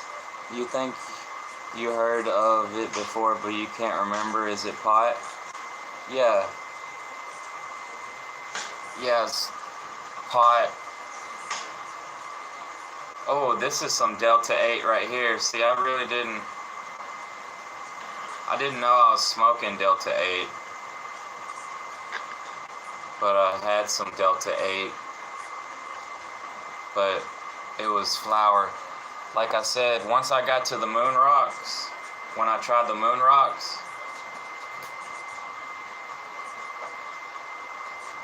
that was in a little jar like this.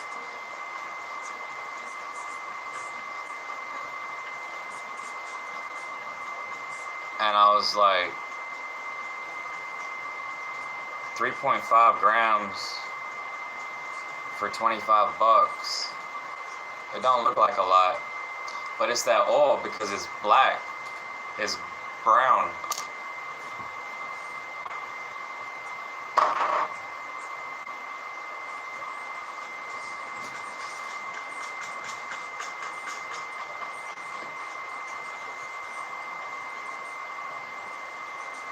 And I like it better than that flour because I bought one of those jars. I bought one of those big jars that's like twice the size of this, but it's only 7 grams. And I blew through that in like 10 days.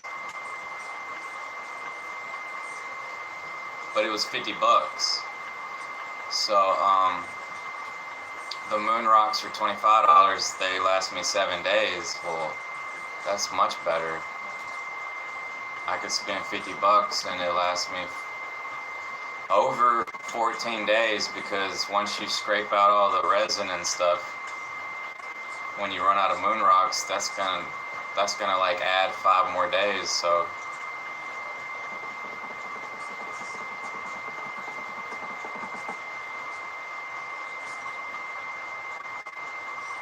because I'm not counting when you know, like I'm counting, well, I don't know what the hell I'm counting.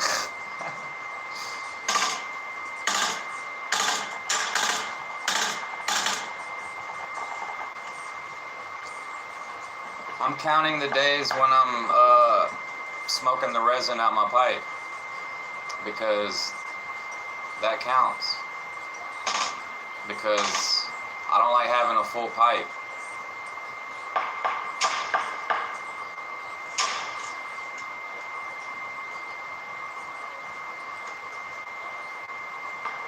But yeah, like I do got some like I did try some Cali weed, and it was $60, and it lasted me, I want to say, like 3 weeks.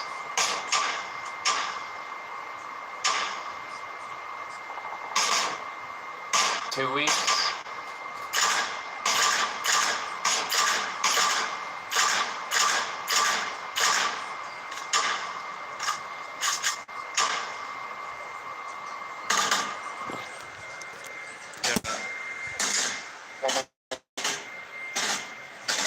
I tried some Cali weed.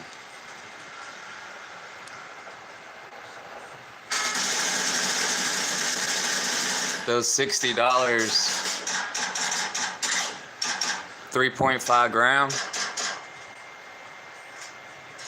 Yeah. So, I think.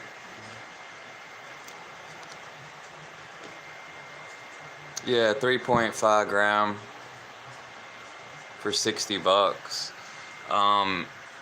And I think it lasted me like close to 3 weeks.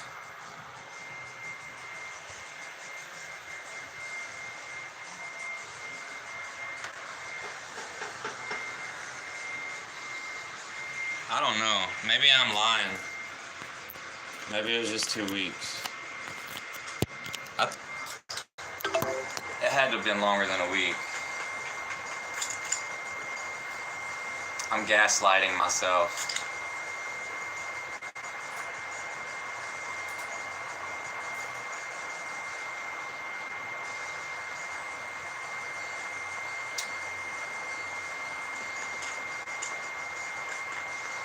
Yeah, my videos is so bad and choppy. I know it's like because I got slow internet and a cheap camera.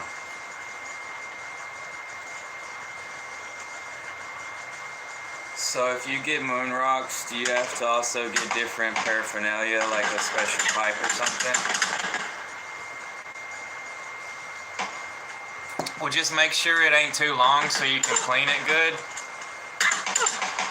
And make sure the hole ain't too big so it don't get sucked down a lot.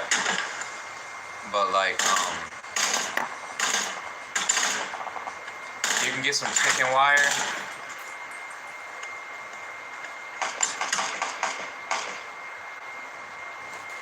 You can get some chicken wire, and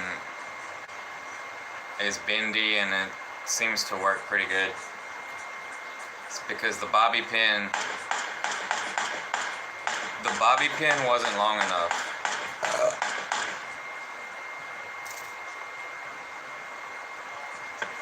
But it works for the bowl. Yeah, like a regular weed pipe will work, but I mean, as long as the hole is small, you're good. Because if the hole's gonna be too big, that ain't gonna work too good.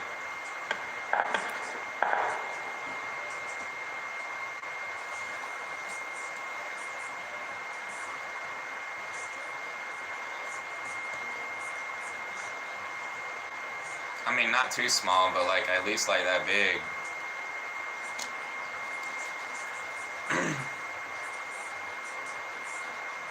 Yeah, you get more when you smoke out of the pipe than when you smoke like a joint or a cigarette.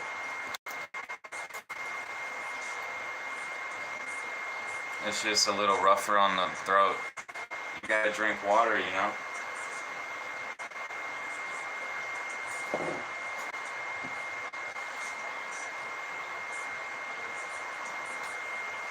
And then you can't take too big of a hit, because them pipe hits will...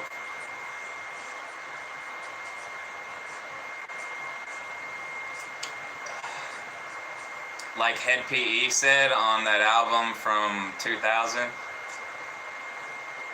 Broke album from Head PE, and on that last, like on the bloopers that they did, like at the end of the album, he was like, them pipe hits will fuck up a nigga's lungs on the real.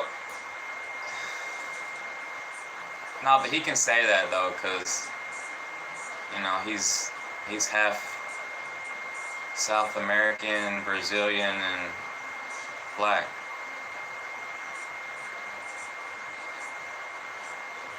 You ever heard of Head PE?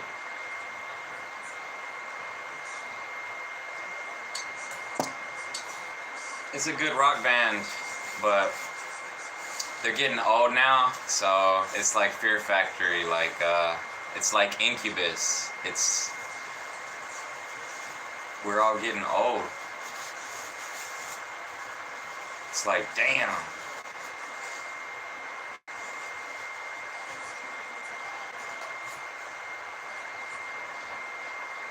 Thank you for all that you have done. Thank you for being here.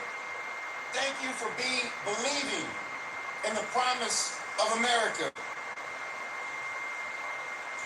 We still have votes to count. We still have states that have not been called yet. We will continue overnight to fight to make sure that every vote is counted, that every voice has spoken. So you won't hear from the Vice President tonight, but you will hear from her tomorrow. She will be back here tomorrow to address not only the HU family, not only to address her supporters, but to address the nation. So thank you. We believe in you. May God bless you. May God keep you. And go HU and go Harris. Thank you all. So yeah, I mean, that was a statement from Cedric Richmond, the Harris campaign co-chair. You know, it ended with Go Harris, but right now, I want to check in with Domenico Montanaro, NPR's Domenico Montanaro, who's been following all of this tonight, and it doesn't seem like Harris is really going to where she needs to go right now.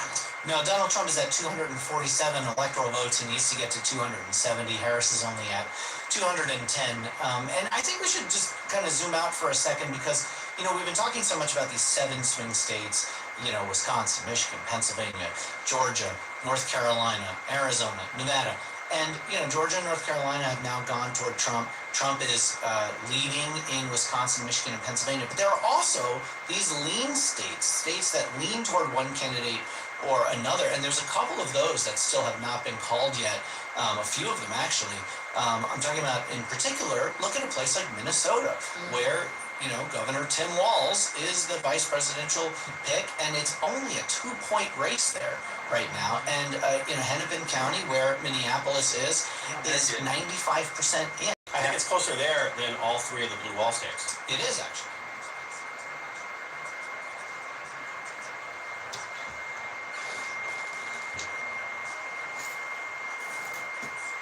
Yeah, I don't know what they talking about.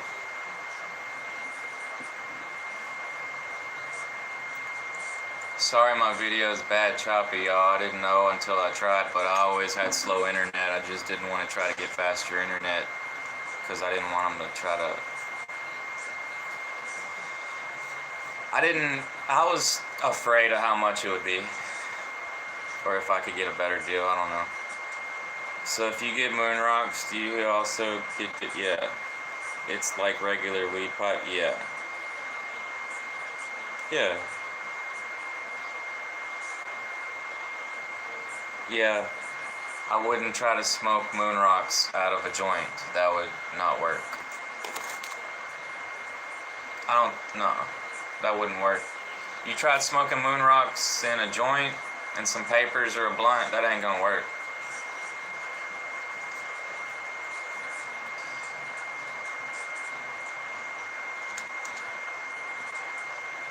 You could sprinkle a little bit of it on it, like you could like dab a little bit of it on there at a time, or in between it with tobacco or weed. But no, you put all moon rocks, like straight moon rocks, it ain't gonna. It's gonna. I don't know. You might make a blunt that'll smoke for like 3 days. It might smoke for like 3 days. Like it might last. That'd be funny. Roll a joint out of moon rocks. Yeah, that'd be funny.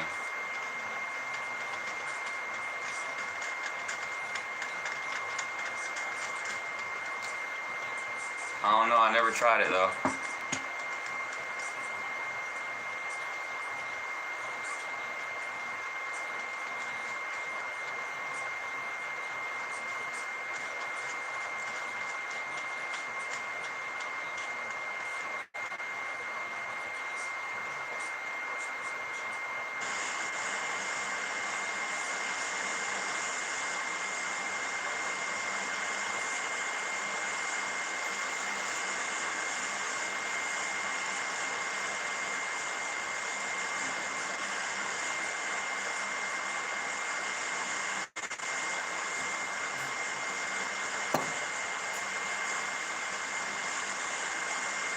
Yeah, it's like a regular weed pipe. I went to the store one time a few years ago to get a regular weed pipe, and the dude at the store pulled out a pipe that was it didn't have a carburetor or a bowl, but it was a pipe like this. I was like, yo, that's for smoking something else. That ain't for weed. He was like, oh, what kind of pipe you need? I'll get you some pipes. I was like, just a regular pipe, man. Dude pulled out like a pipe that would be perfect for any kind of powder.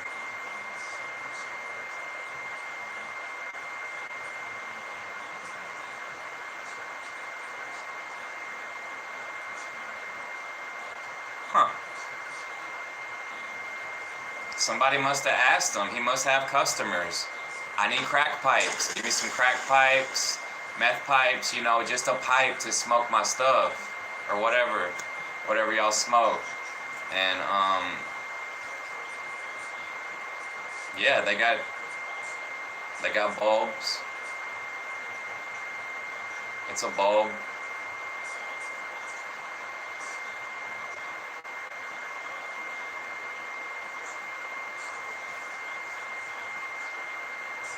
Maybe I should have bought it. I should have bought it, y'all. I should have bought that. Yo, give me 2 of them.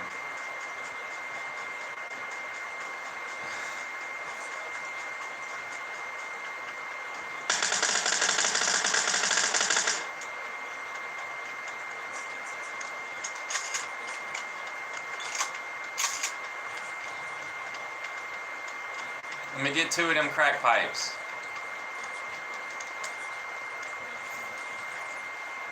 Sure.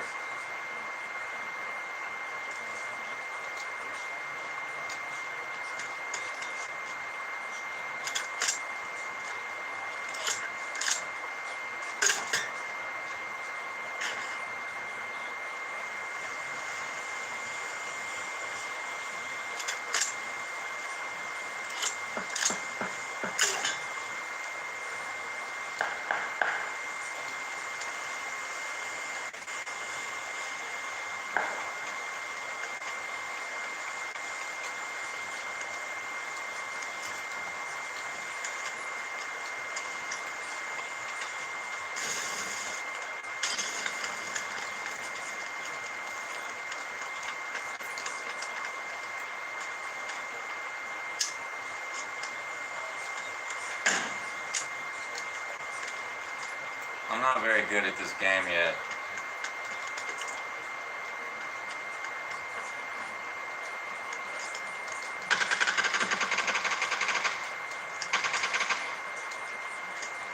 You just said earlier Harris had more money than Trump for the campaign.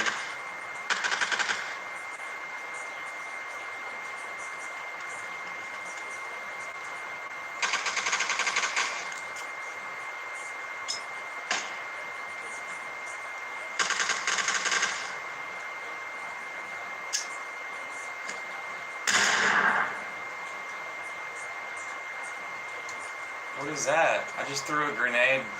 Looks like an EMP bubble or something. It's blue.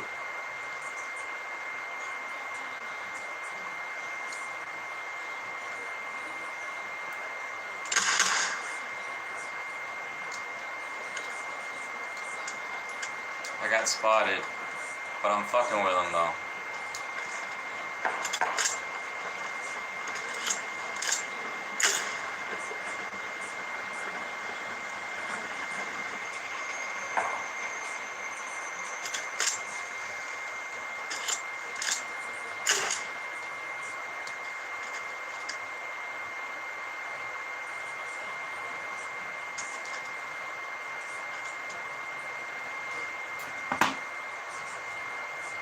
In 2016, where late deciders broke for Trump. But what I think is so interesting about this race is that the fundamentals of the race were in Donald Trump's favor. I mean, if he wasn't such an unusual candidate, we would say, based on historical rules, which I know only work till they stop working, somebody who's running against an administration this unpopular, when prices are this high, they have a whole lot of advantages. And there were many Republicans who thought that Donald Trump was squandering those advantages by being undisciplined, by not sticking to his campaign's message of hammering the border and the economy. But he did it anyway. And I think that the Democratic Party, if he ends up as the president, every losing party does a lot of soul searching. And they're going to have to try to figure out exactly what went wrong and what do they need to do differently. But just to step back for 1 minute, if he is the president, what we're facing is not just two parties who fought it out on the 50-yard line. This is going to be, according to everything that he has said and promised, the most radical, profound change in American governance in our lifetime. Oh, I think I'm gonna get one. Oh, God. Oh. He wants to do away with the fucking meleeed his ass. He wants to do away with alliances abroad. He wants to I got instead one. of dealing with climate change, he wants to drill, baby, drill. There are going to be a lot of really profound changes, and possibly use the military against his opponents. These are all things that he said he would do. So this is a very, very potentially consequential election.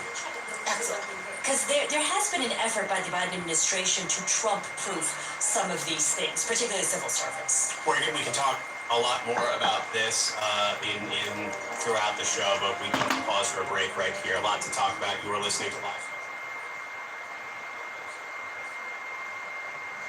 90, it said 90% on his battery. I don't know what's wrong with his battery. His battery.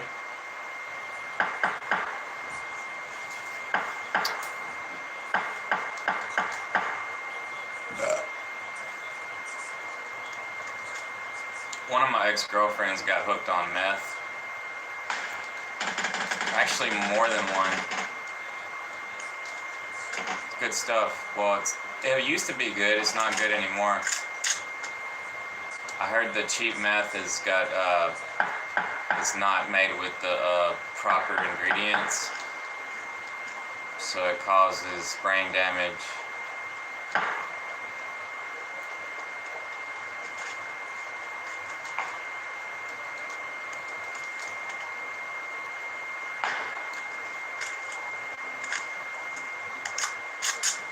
Which could lead to psychosis. If it's the I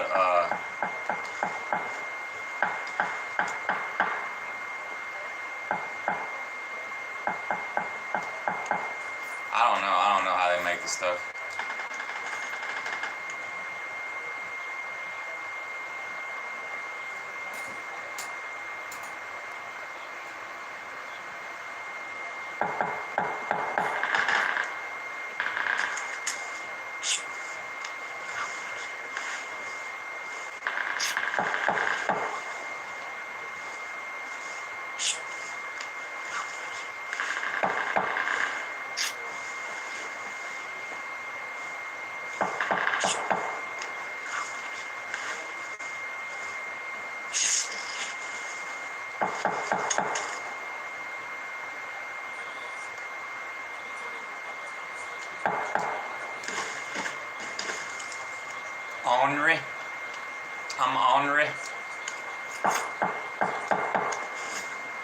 I'm just ornery because I ain't getting no poontang.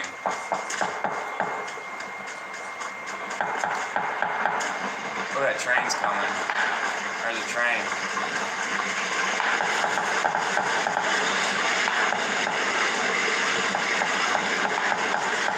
Damn, they going off over there by Professor T. Milk.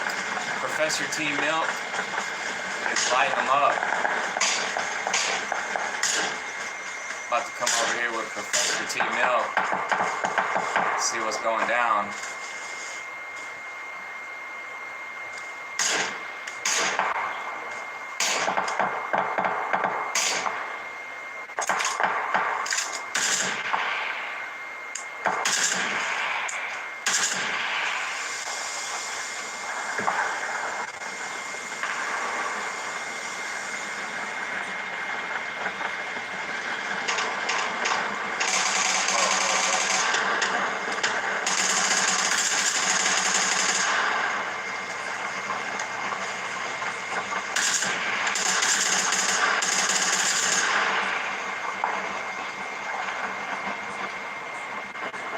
Just covered Professor T. Milk's back.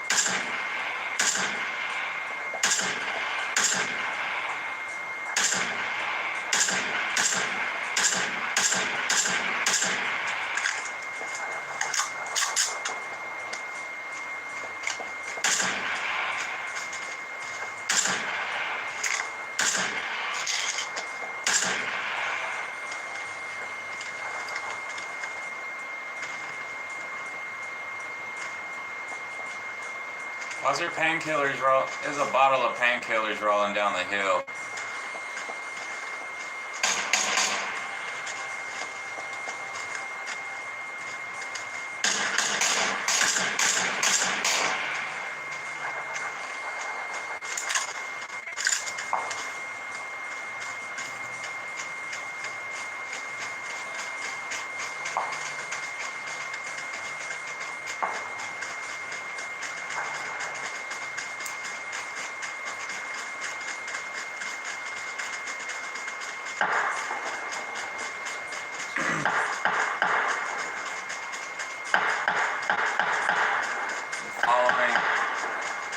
I'm helping my teammate, Professor Milk, T. Milk.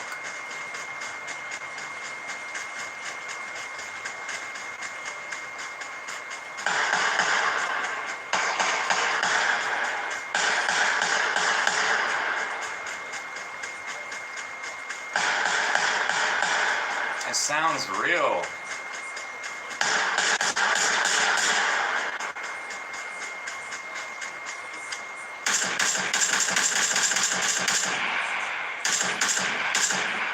Lay down.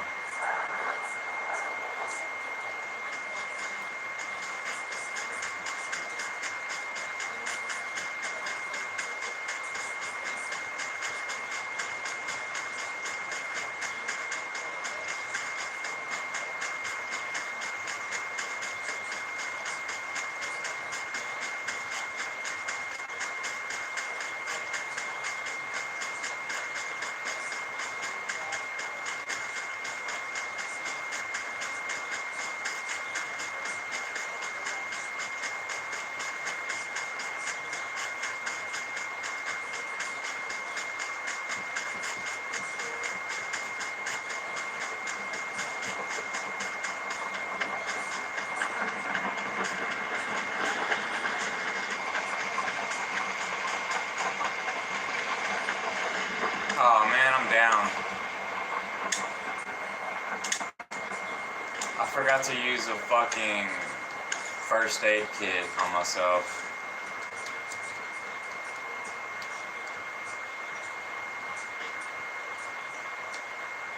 Cause I'm a noob. Is that a snowmobile in there?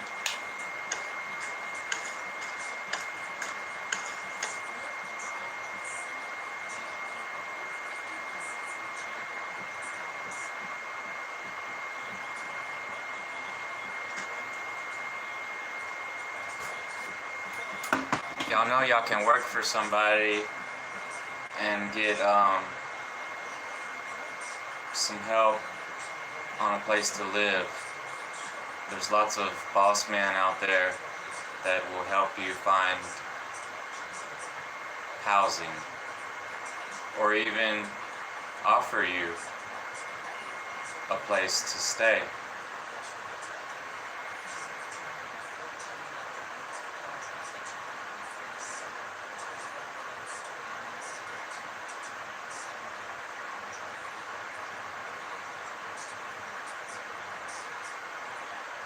As long as you put in that work. I gotta buy me a pole trimmer. I'd like to buy me a bunch of things, but you gotta put your money where your mouth is, or else you're just talking.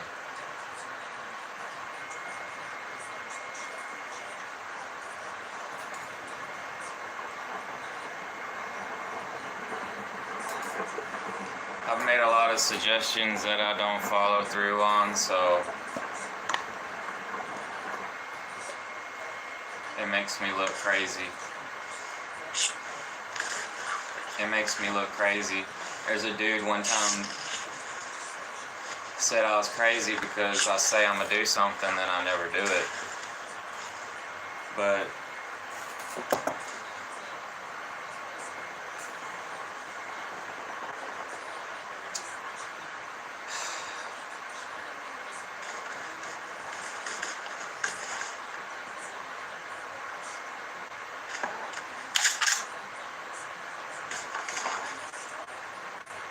we're not always the same. We're not always the same. I like being random, but some things that I used to be good at, I'm not good at anymore. That's all it is.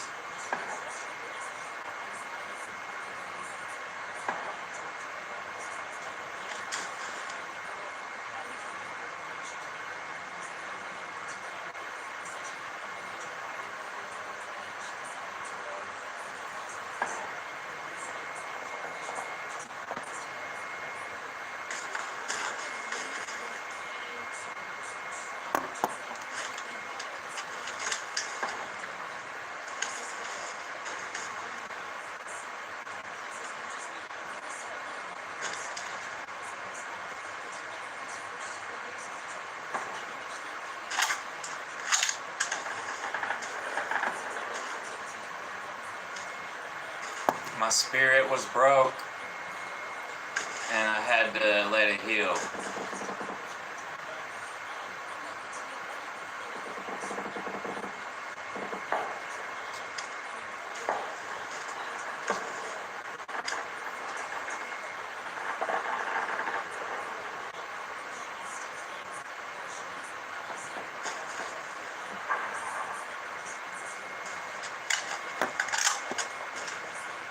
Well, I had to learn that it takes time for it to heal.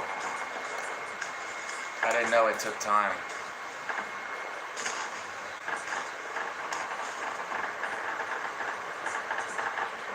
No, but my spirit could be lifted, like I said. I mean, it's just, if I was in love or something, my my whole state of mind would be completely different.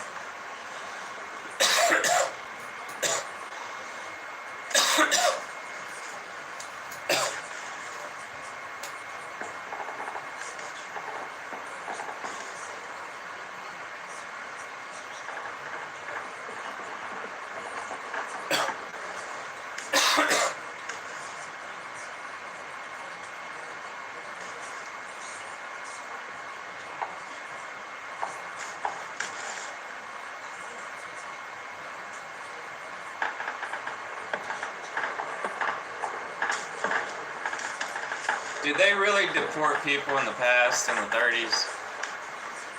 I heard somebody say that. I don't know if it's true. A lot of things you hear on the internet these days ain't true. Now they're talking about fucking NAC and glittocystine or whatever is causing turbo cancer. in people that was taking it. I don't know if that's true either. I'm starting not to know what to believe anymore. When some YouTuber comes out on YouTube and says, oh, try this, it's really good, and it does this and it does that, and it's so much benefits. Is that really true? Or is it gonna make us sick? You know?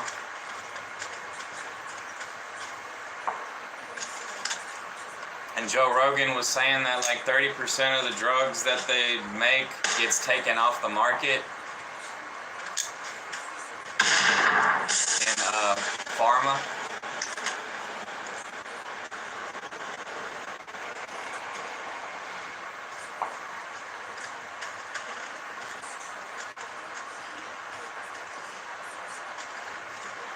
Like Zantac was causing, that was the medicine for heartburn, but it caused cancer.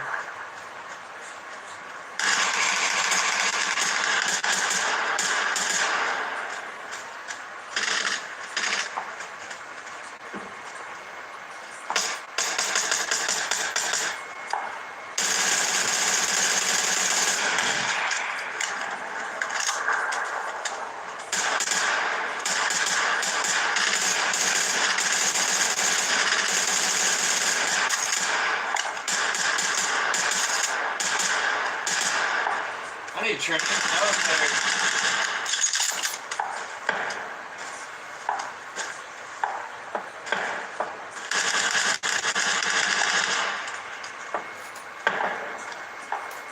Sorry, is that too loud?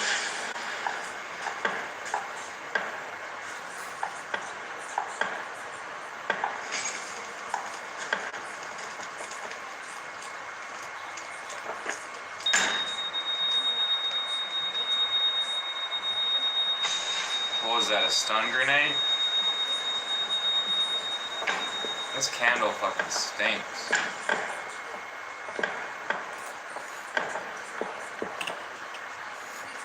I don't think I like scented candles no more, y'all.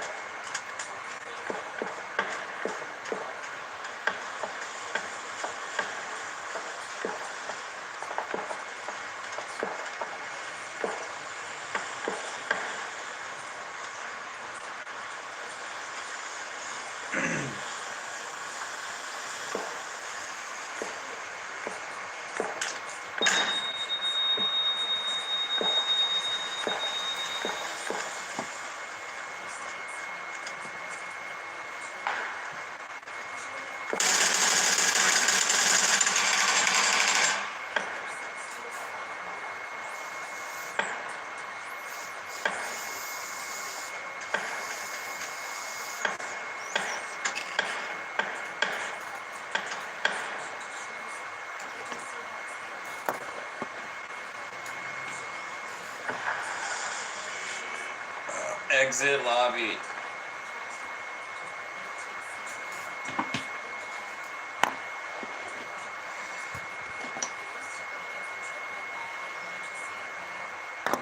I'm kinda like hungry, but I'm gonna eat in a little bit.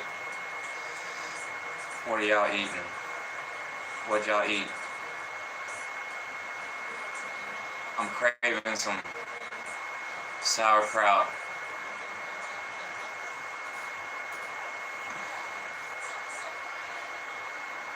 On my burger. Put some sauerkraut and a pepper on there. Put like some of those little peppers.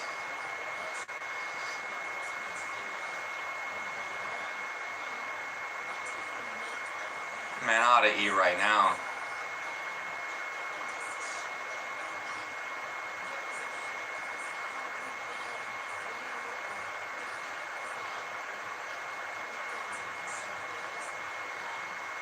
I'm gonna put this candle out.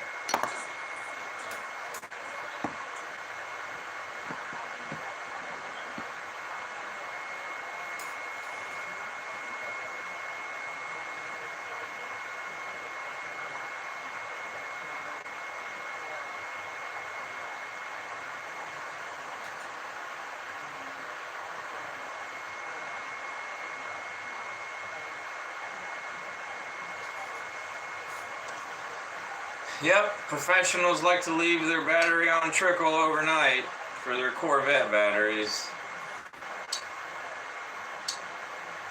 Once a month or 2 months? What'd they say?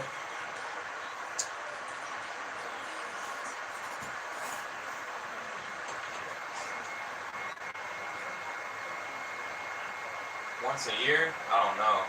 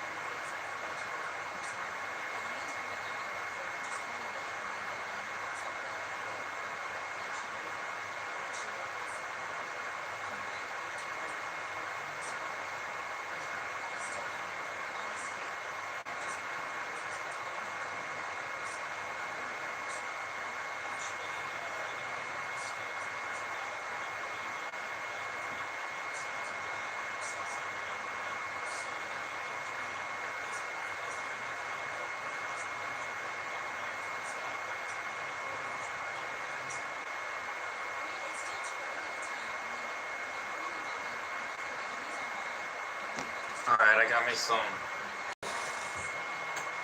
food.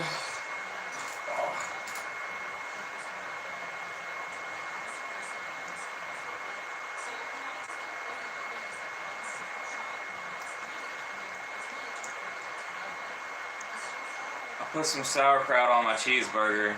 Sometimes I don't like these cheeseburgers though. But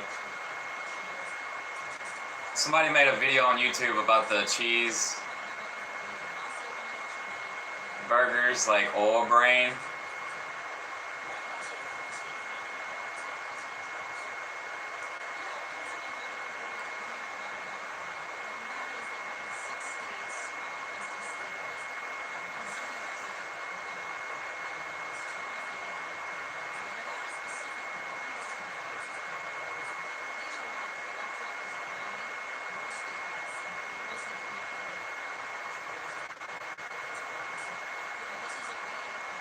Them fries are nasty though.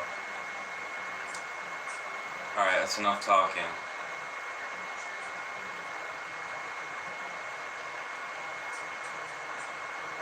I gotta eat at least half this thing.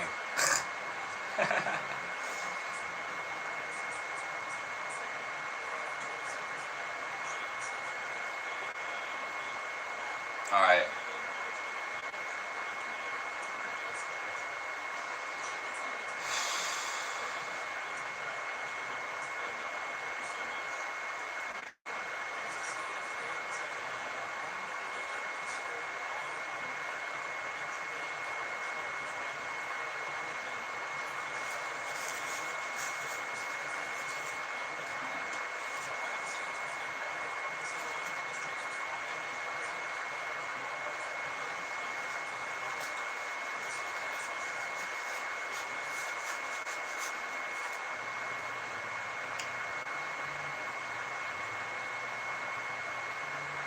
Little red chili pepper.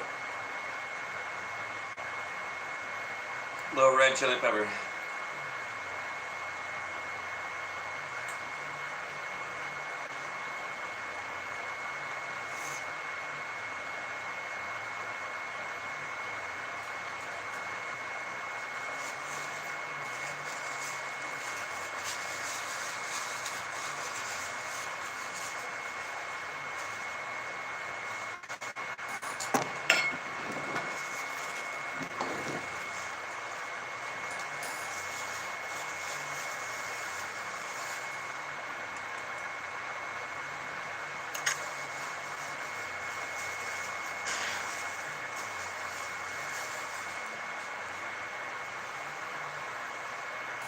Who's gonna win the election?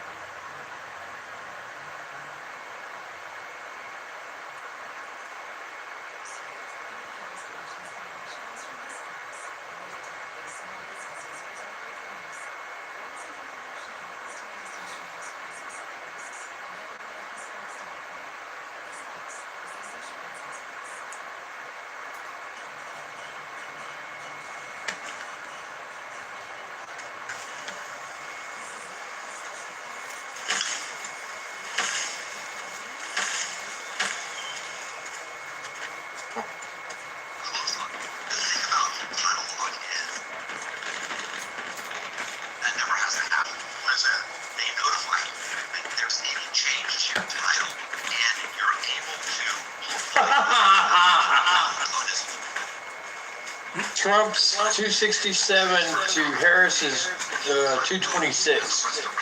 Nice. Just 3 percentage points away from. Yo, we're gonna have a new president, y'all. Indeed. You mean we're gonna have a replay of the old president? Could be.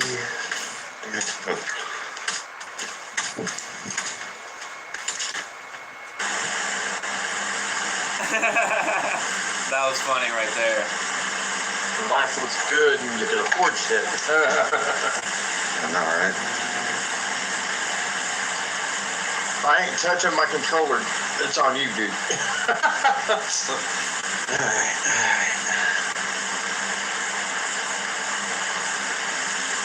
I screwed the pooch the last game without intending to. Here. Alright. Same.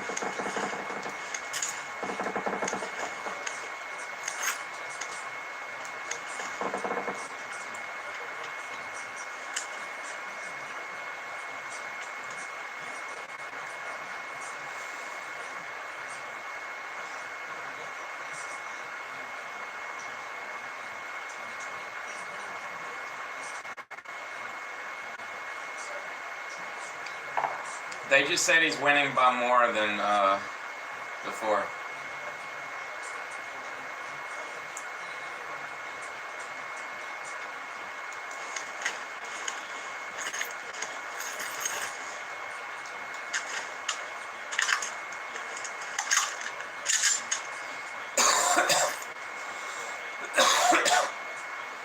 Holy shit.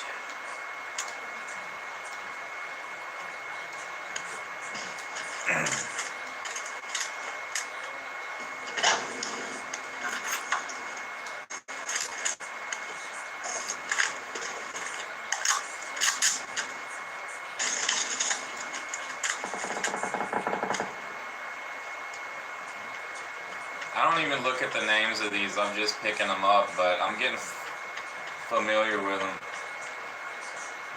I usually don't pay attention unless I really like it, and then I'm like, yo, what is this?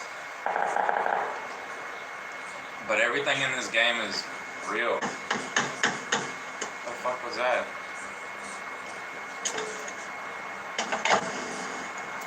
Blue, Samara. They're way over there. Damn, we're separated. Our team is separated, split in half. Fuck.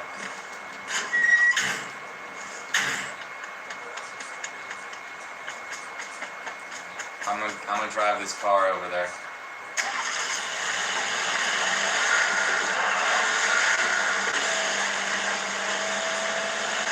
Pick up Samara and try to take him over there.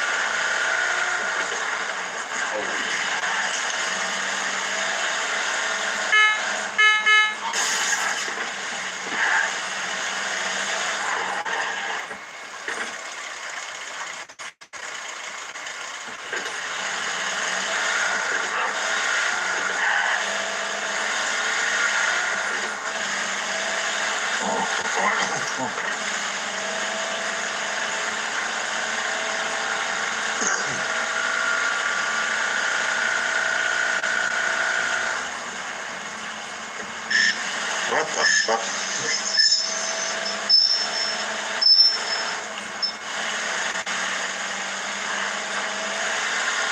I'm heading towards y'all. We're gonna split up.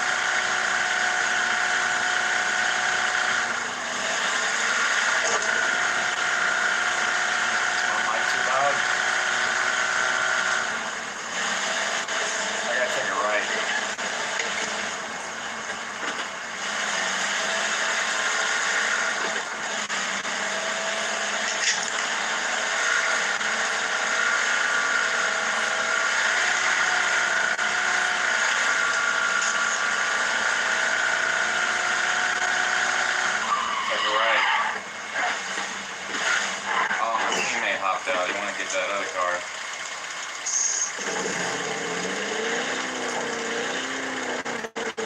Go that way. Yeah, go that way.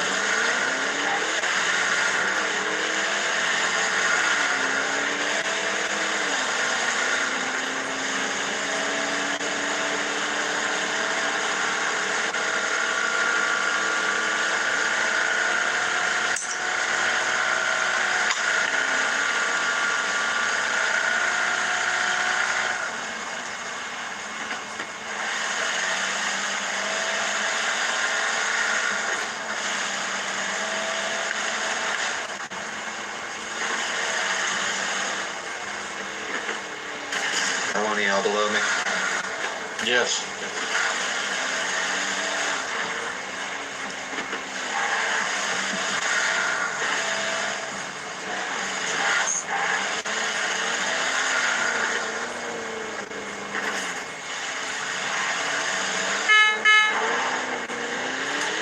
I'm coming.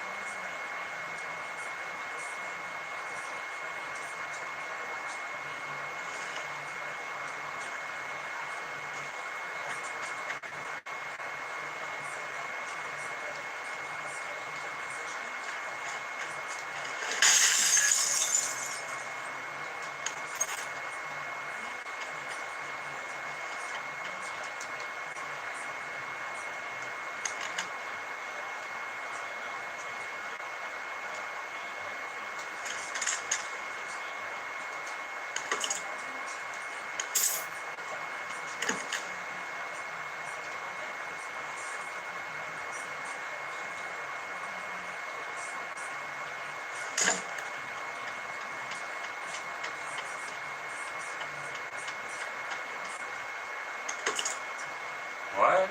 Our first time losing a race in 4 decades? You using Ranger in that? Right now, I've got an ump and a barrel. You want this ammo? No, I'm good, thanks. We need 9 in.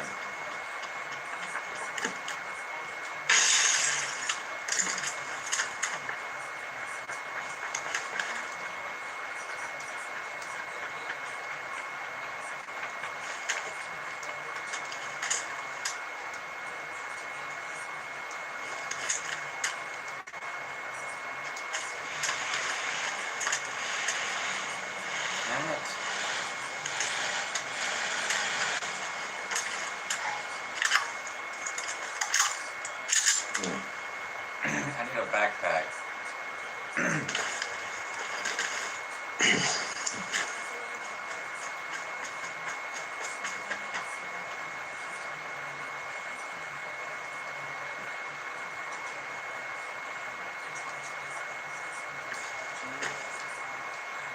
This location is officially drier than a Mormon's tit.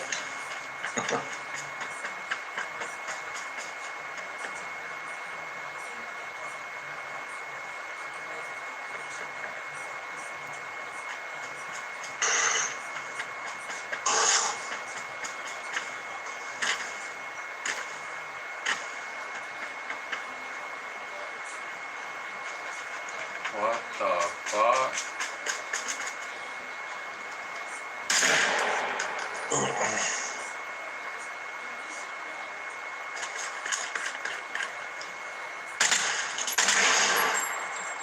Oh, Damn, sorry. how'd y'all do like that? I'm sorry. I thought he blew out the tire on the other one already. Yo, he said get in here. Oh, no, get in here.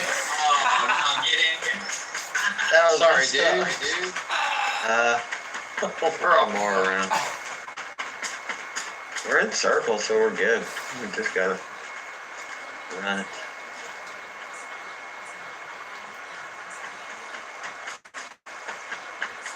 There's gonna be an EMP anyway.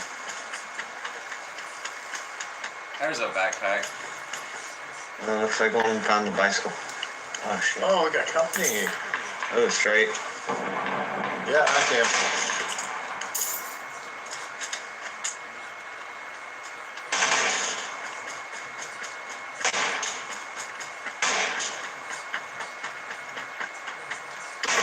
Fuck, I'm gonna try to get these shells.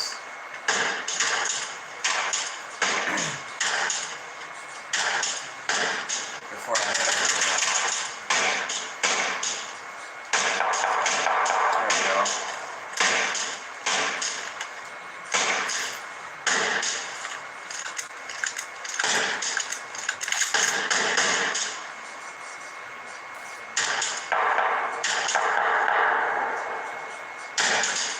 I knocked him.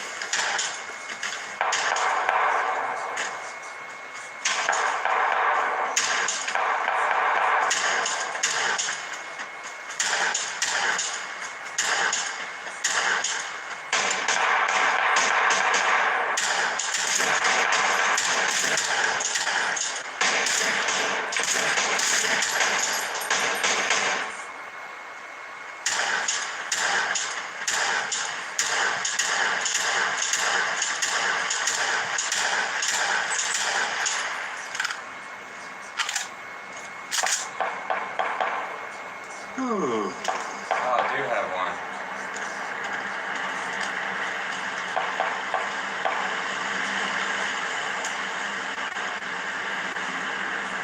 Alright, I just put my scope on. I didn't know how to put the scope on. I didn't see him move out from behind that rock over there.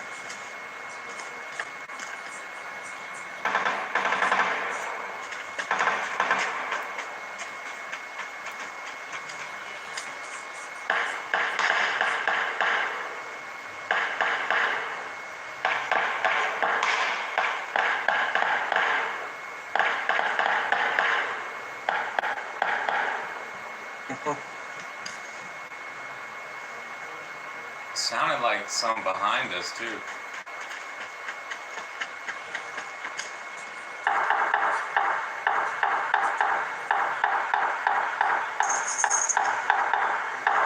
That's behind us.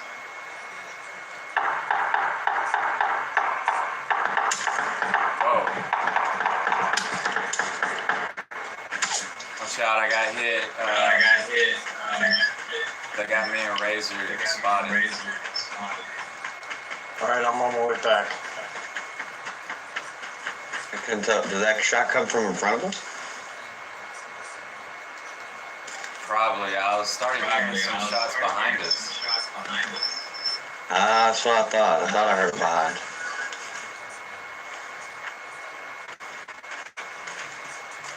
That's what a little bastard would be, though. Yeah, we're just. Y'all need a first aid? I'm good.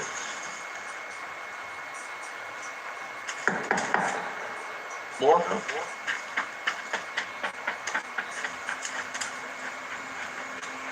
thought I got hit, but I didn't get hit. I see him.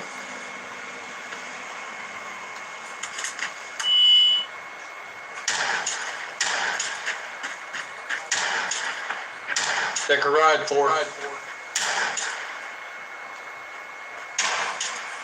Got him.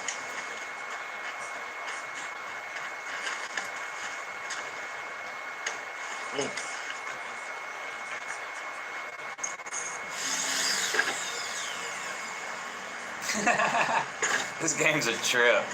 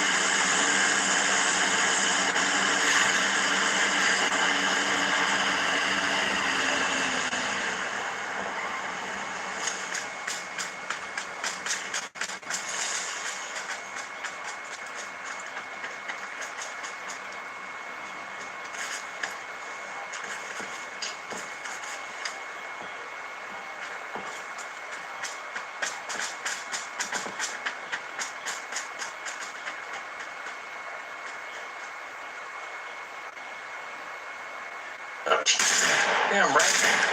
What? I was sitting there looking through my scope and you worked right up and stopped right in front of me. I'm like, whoa. Oh, my bad.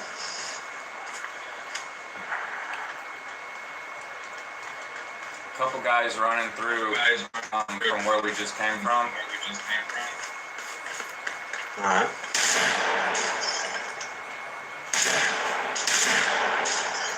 Right there.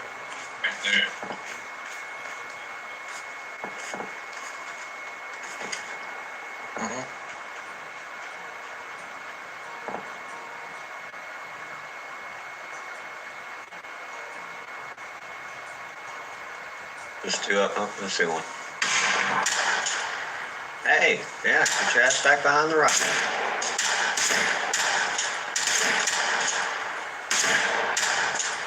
Nice. Oh.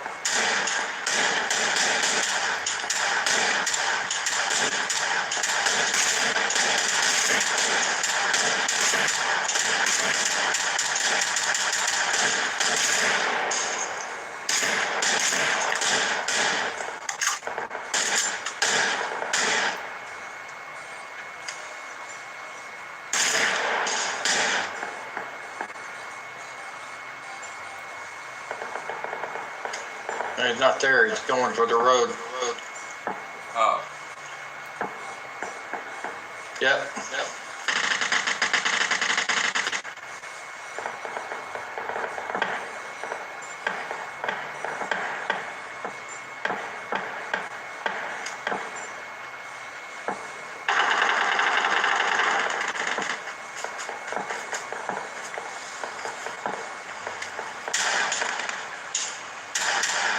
Oh shit.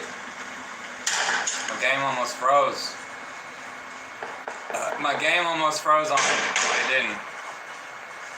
Whew, I got lucky. What? What is going on?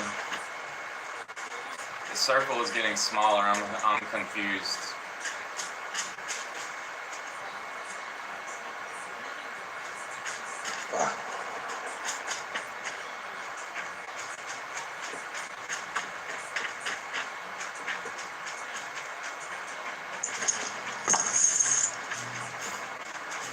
Run, run, run, run, run.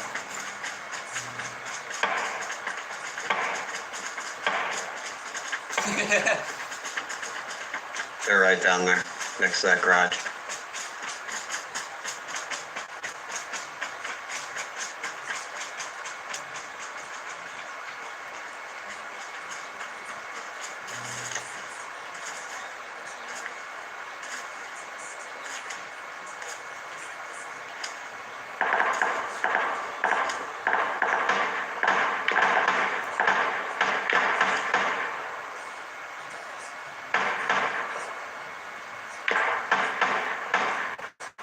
I got eyes on them. They're yeah. Shit. I think I'm fucked.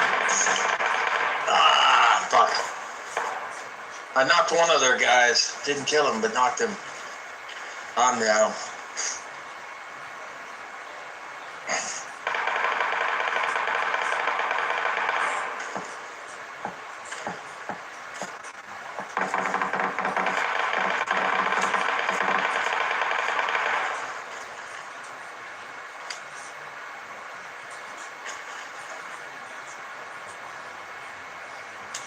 Thank you.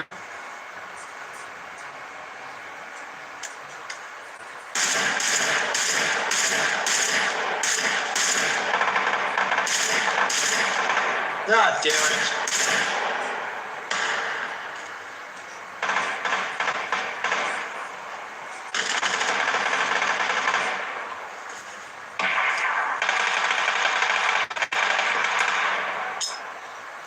Brave, we're down.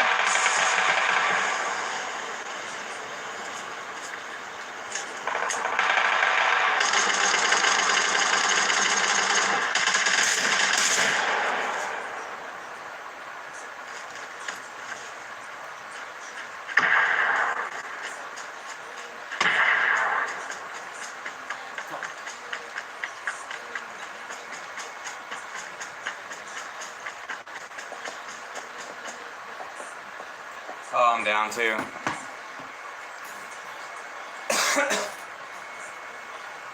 Shit.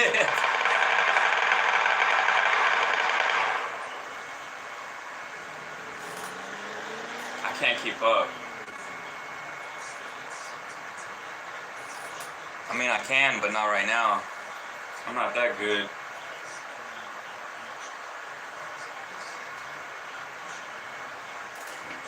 So he ran right past the op, but I should have kept following him. Instead, I got distracted by the op, and I was trying to focus on them. But I'd have been better if I'd have had the bolt action. I don't know what I had.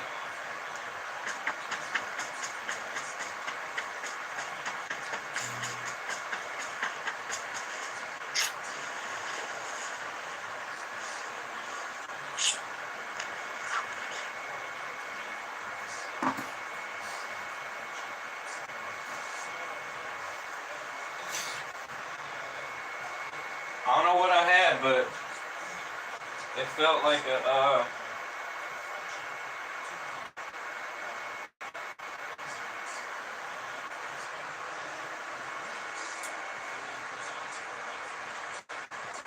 felt like an SMG.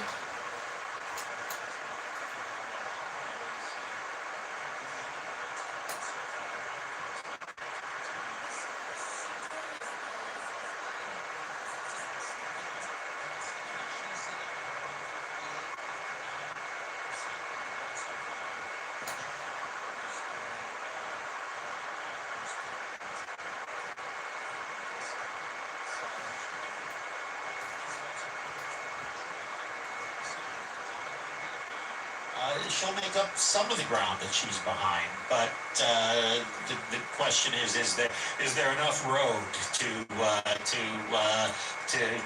pass Donald Trump, who's in the lead right now? So, what have you seen that has changed in the past 4 years? Because 4 years ago, these states did reject Trump after seeing him as president. What has changed now?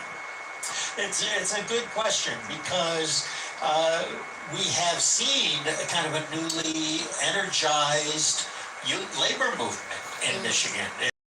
United Auto Workers, and they have launched probably their largest get out the vote effort, door knocking, one-on-one conversations with members, bigger than the union has ever done in recent memory. So that should have been a boost to the Harris campaign. Again, we'll have to see the exit polls and see what the union vote looks like. But you look at county after county after county, and you can see how Trump is performing better than he did 4 years ago. And in conversations I had, it was all the things you saw in the ads on television. It was people talking about their concerns about immigration and the border and the economy. Their dollar isn't going as far as it used to, and they generally have a rosy picture of what the economy and what their lives were like under Donald Trump. Again, that leaves out a lot of discussion of the pandemic and all that, and when you raise those kinds of issues with them, they're kind of dismissive. So he has clearly kind of tapped into that, and that has helped him in the red parts of the state, but also in the blue parts of the state, where he's been able to cut down the Democrats' traditional margins. That's NPR's Don Gagne in Detroit. Thank you so much. It's my pleasure. We're going to go around the room now in the studio and talk about what we're seeing with the election and what we're going to see going forward, what a second Trump term could mean for this country when it comes to the policies he's going to push for and when it comes to the things that might go differently. But let's start on what we're seeing with tonight's results and how we make sense of it. NPR political correspondent Sarah McCammon. Democrats were so confident that issues like abortion and democracy and protecting women would be their path to victory. What are tonight's results telling you about that strategy? Well, polls suggested those were the strongest issues for Democrats, but once again, those were not the top issues for most voters. They didn't trump issues like the economy and immigration. And, my take is that the strategies that Democrats banked on quite simply seem not to have worked.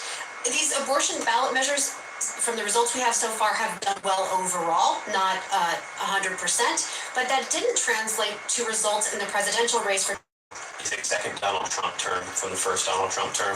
I think it's very, very different. He knows what he wants to do. He has a better understanding of how to work the levers of power. He will have no one around him telling him not to do these things. I think that his policy agenda actually is less important than what he wants to do to the constitutional order. That's a whole different way of thinking about governing, where you have your loyalists, not necessarily experts, but your loyalists running the government. And then I think the world order changes. If America no longer believes in NATO and wants to support our allies, everything changes. Yeah.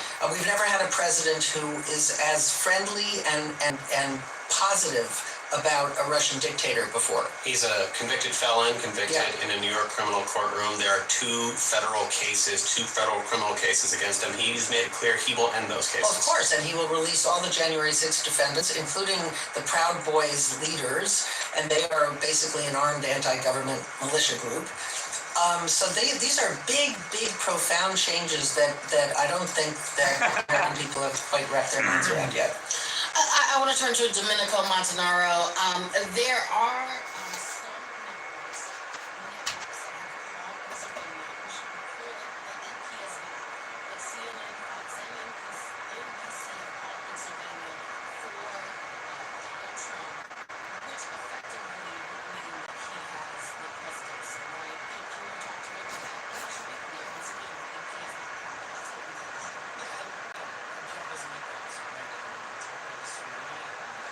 Weird.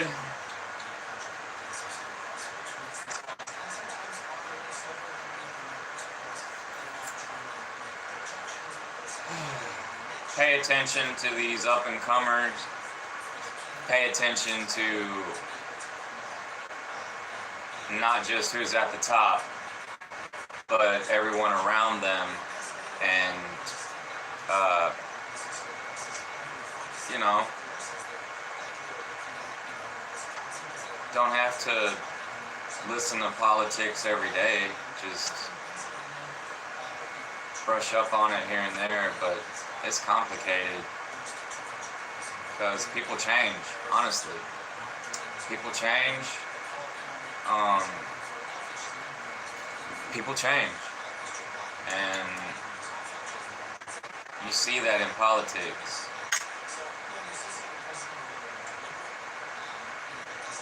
Or at least I do.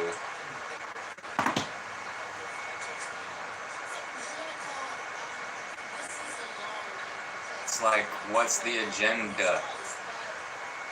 Are you in or are you out?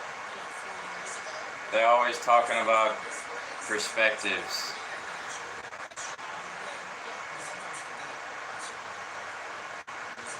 I don't know. Just a rambling man on a live stream.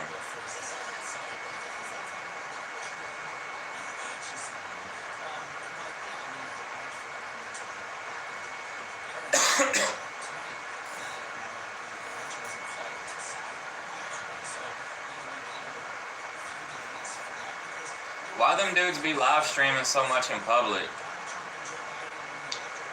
How come they can't just live stream when they're by themselves? So they just live stream in public.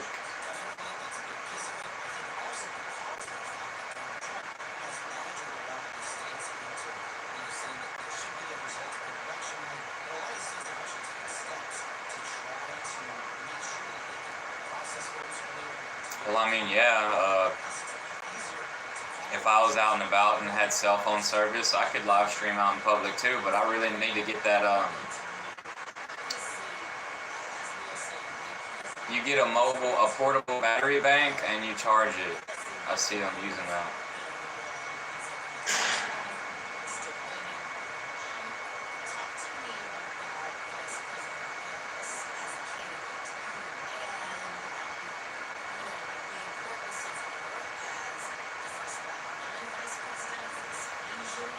She ain't really black though.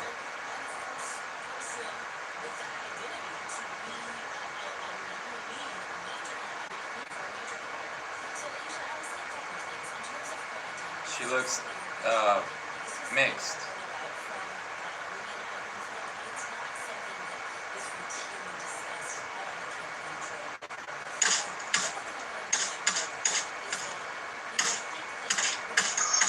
She looks Indian.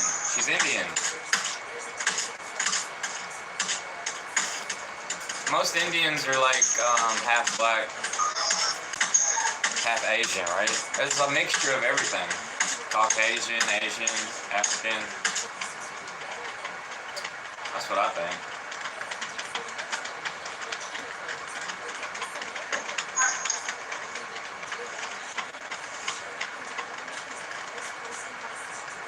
Not all Indians look the same. There's different types.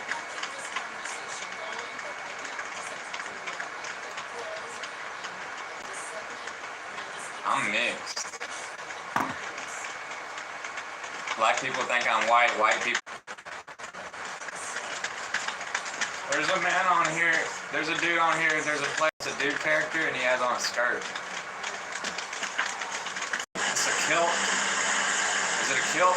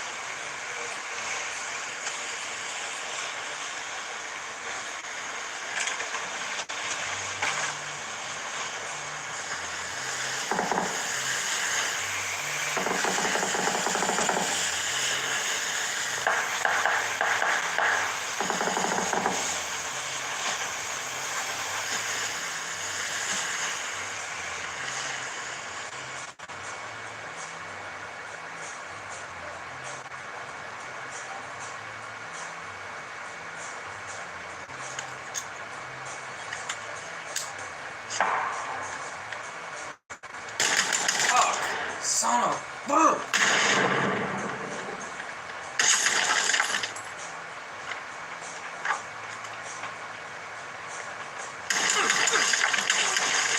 Oh boy, I'm dead.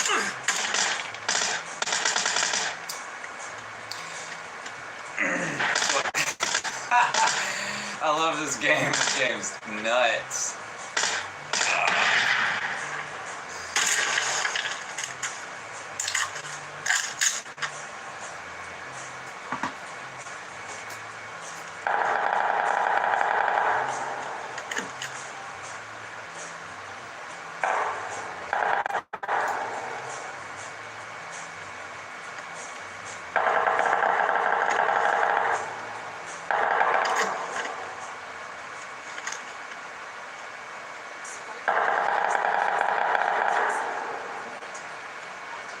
What a game.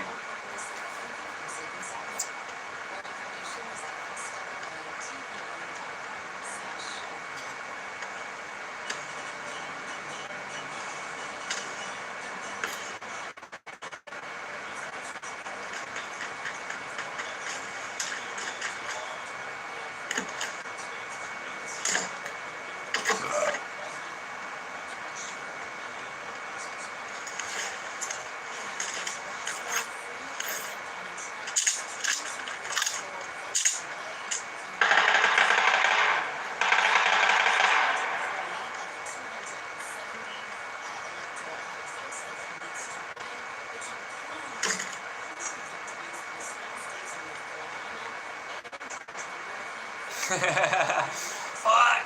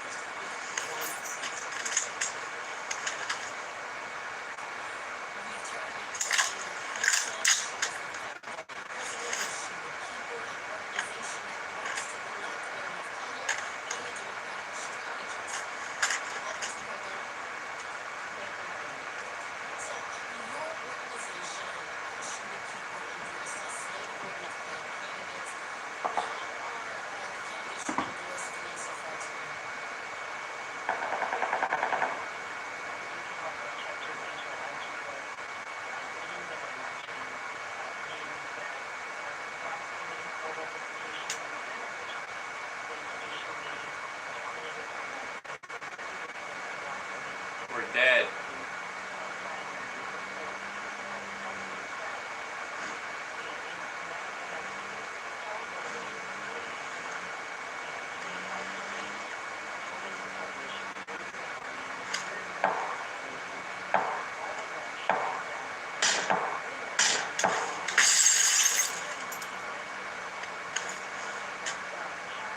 It's gonna get cold.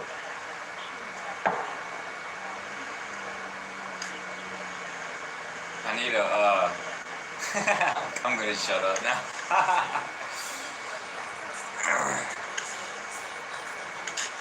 I got my Crocs on. Talk about change of subject. Oh, this dude taking painkillers.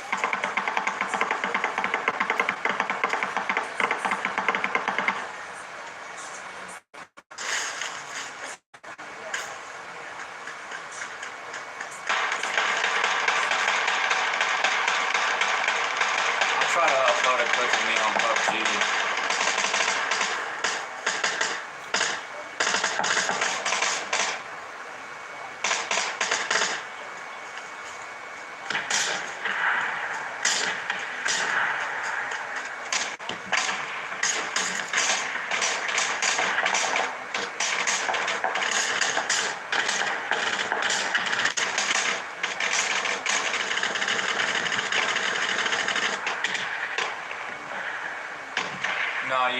You don't need a dab rig for moon rock.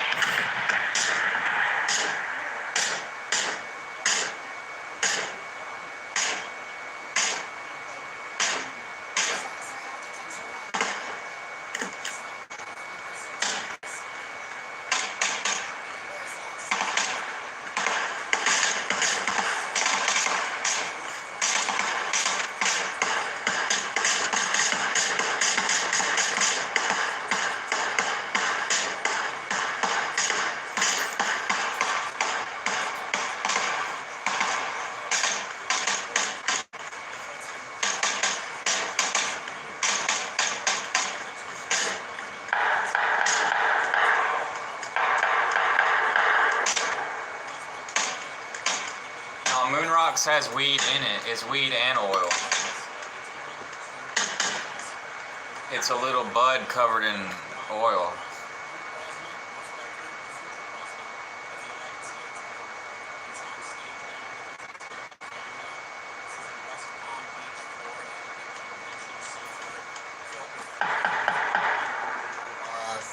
Much happier than their counterparts who left Howard University, hoping to hear from Kamala Harris before. Trump wearing a red tie, flanked by his wife Melania, his son Barron. Here Trump is making his way to the microphone to speak. Again, the AP has not called the race yet for Trump. We're expecting him to declare victory. But now, it just seems like a matter of time before it's official. Trump has those 270 electoral votes. What? Yeah, I mean, absolutely. With Pennsylvania, that was always the key, and now that the AP has called it, it pretty much... We're gonna go from one old man to the other, baby. Yes! And it is, as always, he'll start speaking soon, but I have to stop talking, but as always, it's unprecedented to have in the United States, to have a president come back after losing re-election to come back and win. So he will be the first president, I think, since Grover Cleveland. That's right. To serve non-consecutive terms. And again, it's 267. I was down by one. 267 electoral votes for Trump now. If he wins Alaska, as we expect him to, that gives him 270. Wisconsin, Michigan, Nevada, and Arizona have not been called either.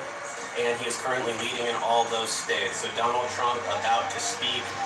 And pretty soon, one more race call from the AP, and he'll be returning to the White House. We're going to hear from the president now. Very large stage filled completely with his family, with his campaign staff. Trump's starting to speak now. Oh, shit. Here we go. Thank you very much. Wow. Oh, my God.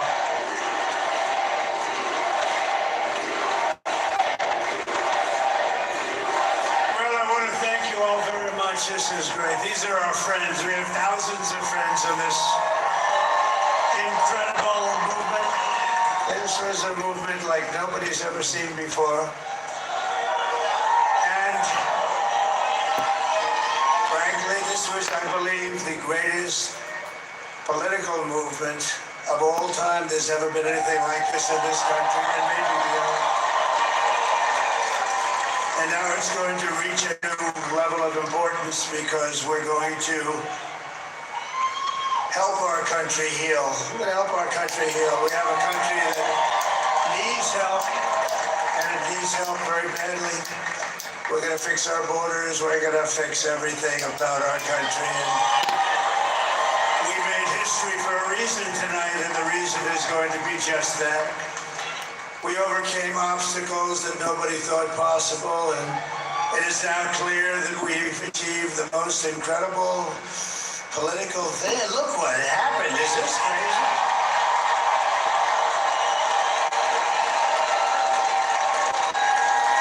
But it's a political victory that our country has never seen before, nothing like this. I want to thank the American people for the extraordinary honor of being elected your 47th president and your 45th president. And every citizen, I will fight for you, for your family, and your future. Every single day I will be fighting for you, and with every breath in my body. I will not rest until we have delivered the strong, safe, and prosperous America that our children deserve and that you deserve. This will truly be the golden age of America. That's what we have to do. This is a magnificent victory for the American people that will allow us to make America great again. And in addition to having won the battleground states of North Carolina, I love these places, Georgia, Pennsylvania, and Wisconsin,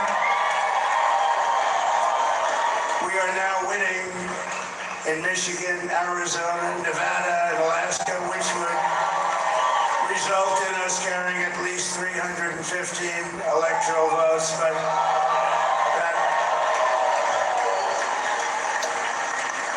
it's much easier doing what the networks did or whoever called it, because there was no other path. There was no other path to victory. We also have won the popular vote. That was great.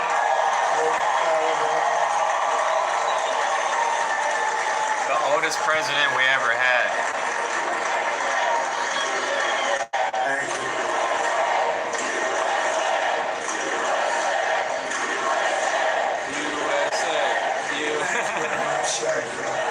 Winning the popular vote was very nice, very nice, I will tell you. It's a great feeling of love. We have a great feeling of love in this very large room with unbelievable people standing by my side. These people have been incredible. They've made the journey with me, and we're going to make you very happy. We're going to make you very proud of your vote. I hope that you're going to be looking back someday and say that was one of the truly important moments of my life when I voted for this group of people beyond the president, this group of great people. America has given us an unprecedented and powerful mandate. We have taken back control of the Senate. Wow, that's good. And the Senate races in Montana, Nevada, Texas, Ohio, Michigan, Wisconsin, the great Commonwealth of Pennsylvania, were all won by the MAGA movement. They helped so much. Just want to step in real quick to say that even though Trump said that he has won the popular vote, we do not know that yet. Those votes are still being counted. It was absolutely incredible, and we did. You said that on rallies with each one of them. What the hell? Sometimes we did tours for them, and it was amazing to look at all of those victories. Nobody expected that. Nobody. So I just wanted to thank you very much for that, and you have some great senators and some great new senators, and it also looks like we'll be keeping control of the House of Representatives. Wait, hold on. She just said they're still counting it.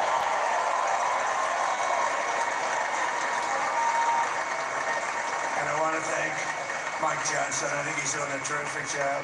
Terrific job. I want to also thank my beautiful wife, Melania, and First Lady.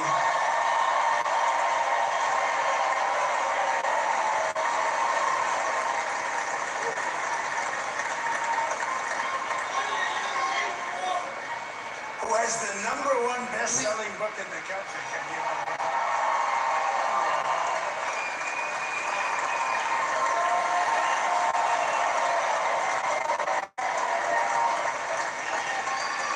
No, she's done a great job. Worked very hard.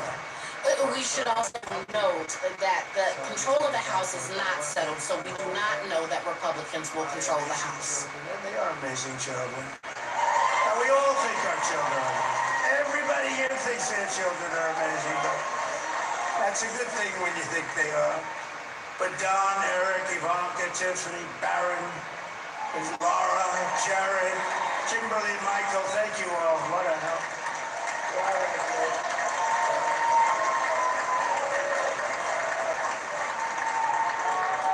My father-in-law, Victor, is tremendous, and we miss very much Melania's mother, Amalia. We miss Amalia, don't we, huh? She would be very happy right now, standing on this stage. She'd be so proud. She was a great woman, that one. Beautiful inside and out. She was a great woman. I want to be the first to congratulate our great, now I can say, Vice President-elect of the United States, J.D. Vance.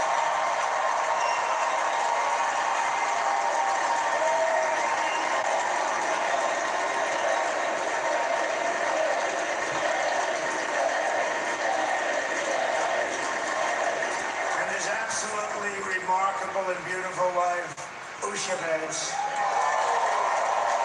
Usha Vance. And he's a feisty guy, isn't he?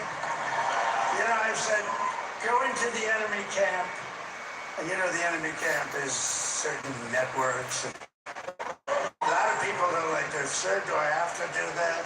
He just goes, okay. Which one? CNN, MSDNC? He'll say, all right, thank you very much. He actually looks like, he's like the only guy I've ever seen. He really looks forward to it. And then he just goes and absolutely obliterates them. Say a couple of words, sir. So inviting J.D. Vance to the microphone. Vance, once officially becomes the first millennial to be elected president or vice president of the United States, just turned 40 in August. A generational shift as Trump becomes the oldest person elected president once it's final. I appreciate you allowing me to join you on this incredible journey. I thank you for the trust they've placed in me. And I think that we just witnessed the greatest political comeback in the history of the United States of America.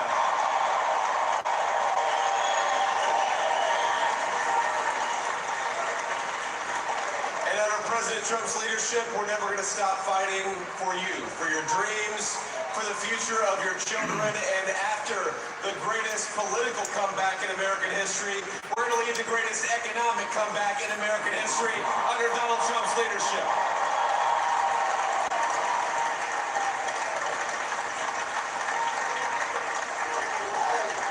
Thank you very much. He's turned out to be a good choice.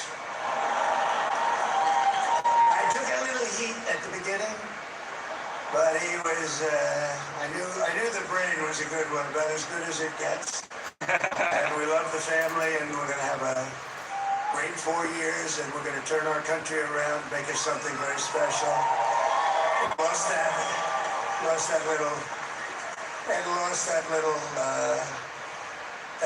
thing called special. We have to make it so that we're going to make this so great. It's the greatest country and potentially the greatest country in the world by far. And right now we're going to just work very hard to get all of that back.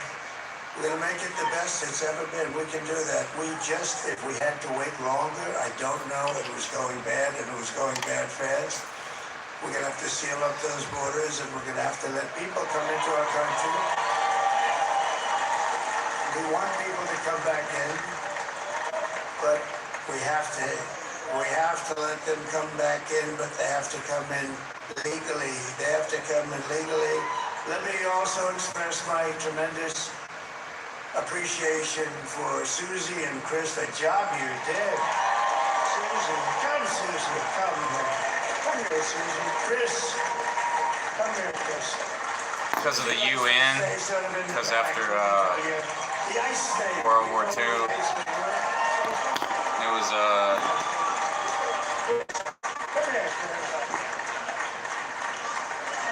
Europe's been having the same type of issue. Trump calling out Susie Wiles and Chris Lacivita, the two architects of this successful third presidential campaign. Chris Lacivita now speaking. He's a great one, and he's a hell of a candidate. He's going to be a hell of a great 47th president. And this team that we had, the best team, and of course, even my boss, Susie Wiles, the best. Thank you. That was Chris Lacivita, now Susie Wiles is going to. Thank you. Is that really Steve? I've never seen her be shot before. Susie, they've been very great. Everybody up here is great. Everybody up here is very special. But the Trump, who did you say? Oh, let me tell you, we have a new star. A star is born, Elon. We Now he is. Oh Lord. Amazing guy. We were sitting together tonight, and he spent 2 weeks in Philadelphia and different parts of Pennsylvania campaigning. You know, he sent the rocket up 2 weeks ago, and I saw the rocket, I saw it coming down, I saw it, when it left, it was beautiful, shiny white. When it came down, it didn't look so pretty. It was going 10,000 miles an hour, and it was burning like hell. I said, what happened to your paint job? He said, we've never made a paint that could withstand that kind of heat. And, but I saw it come down and turn around. And it was, you know, it's like 22 stories tall, by the way. It looks a little smaller than that, but it's big. And it came down, and you saw that fire burning. And I'm saying, only Elon can do this. It must be an Elon. And I told the story. I told it last night. I had a man on the phone. I had the screen muted, no sound. I was talking to a very important man, happens to be here. And a very important guy, one of the most important people in, I would say, the country, actually. But, you know, I was president, and now it looks like I was going to be maybe president again, so I figured I could ask him to hold. So I asked him to hold. And especially because you're going to be president again, they hold. So I took the phone down, and I'm looking at the screen. I'm seeing this crazy thing that's going around and coming down. It looks like it's going to crash into the gantry. And I said, oh, no. And I said, do me a favor, do you mind holding for a couple of minutes? I want to see this. I thought it was a space-age movie or something. I put the phone down, but I didn't pick it up for 45 minutes, and it was This is former President Donald Trump, who's on the cusp of victory to return to the White House, delivering remarks in West Palm Beach, Florida. Trump started with a formal declaration of victory type statement. Now he seems to be going into his rally type commentary, going from topic to topic, now talking about Elon Musk, who's a billionaire who supported Trump with millions and millions of dollars over the course of this race. And I called Elon. I said, Elon, was that you? He said, yes, it was. I said, who else can do that? Can Russia do it? No. Can China do it? No. Can the United States do it other than you? No. Nobody can do that. I said, that's why I love you, Elon. That's great. And you know, when we had the tragic Hurricane Helene, and in particular hit North Carolina, they were really devastated. The water, it was a big water, as big as we've ever seen, water hurricane. It built lakes out of nothing. Fields became lakes, and the danger was unbelievable. And the people from North Carolina came to me and they said, would it be possible, at all possible?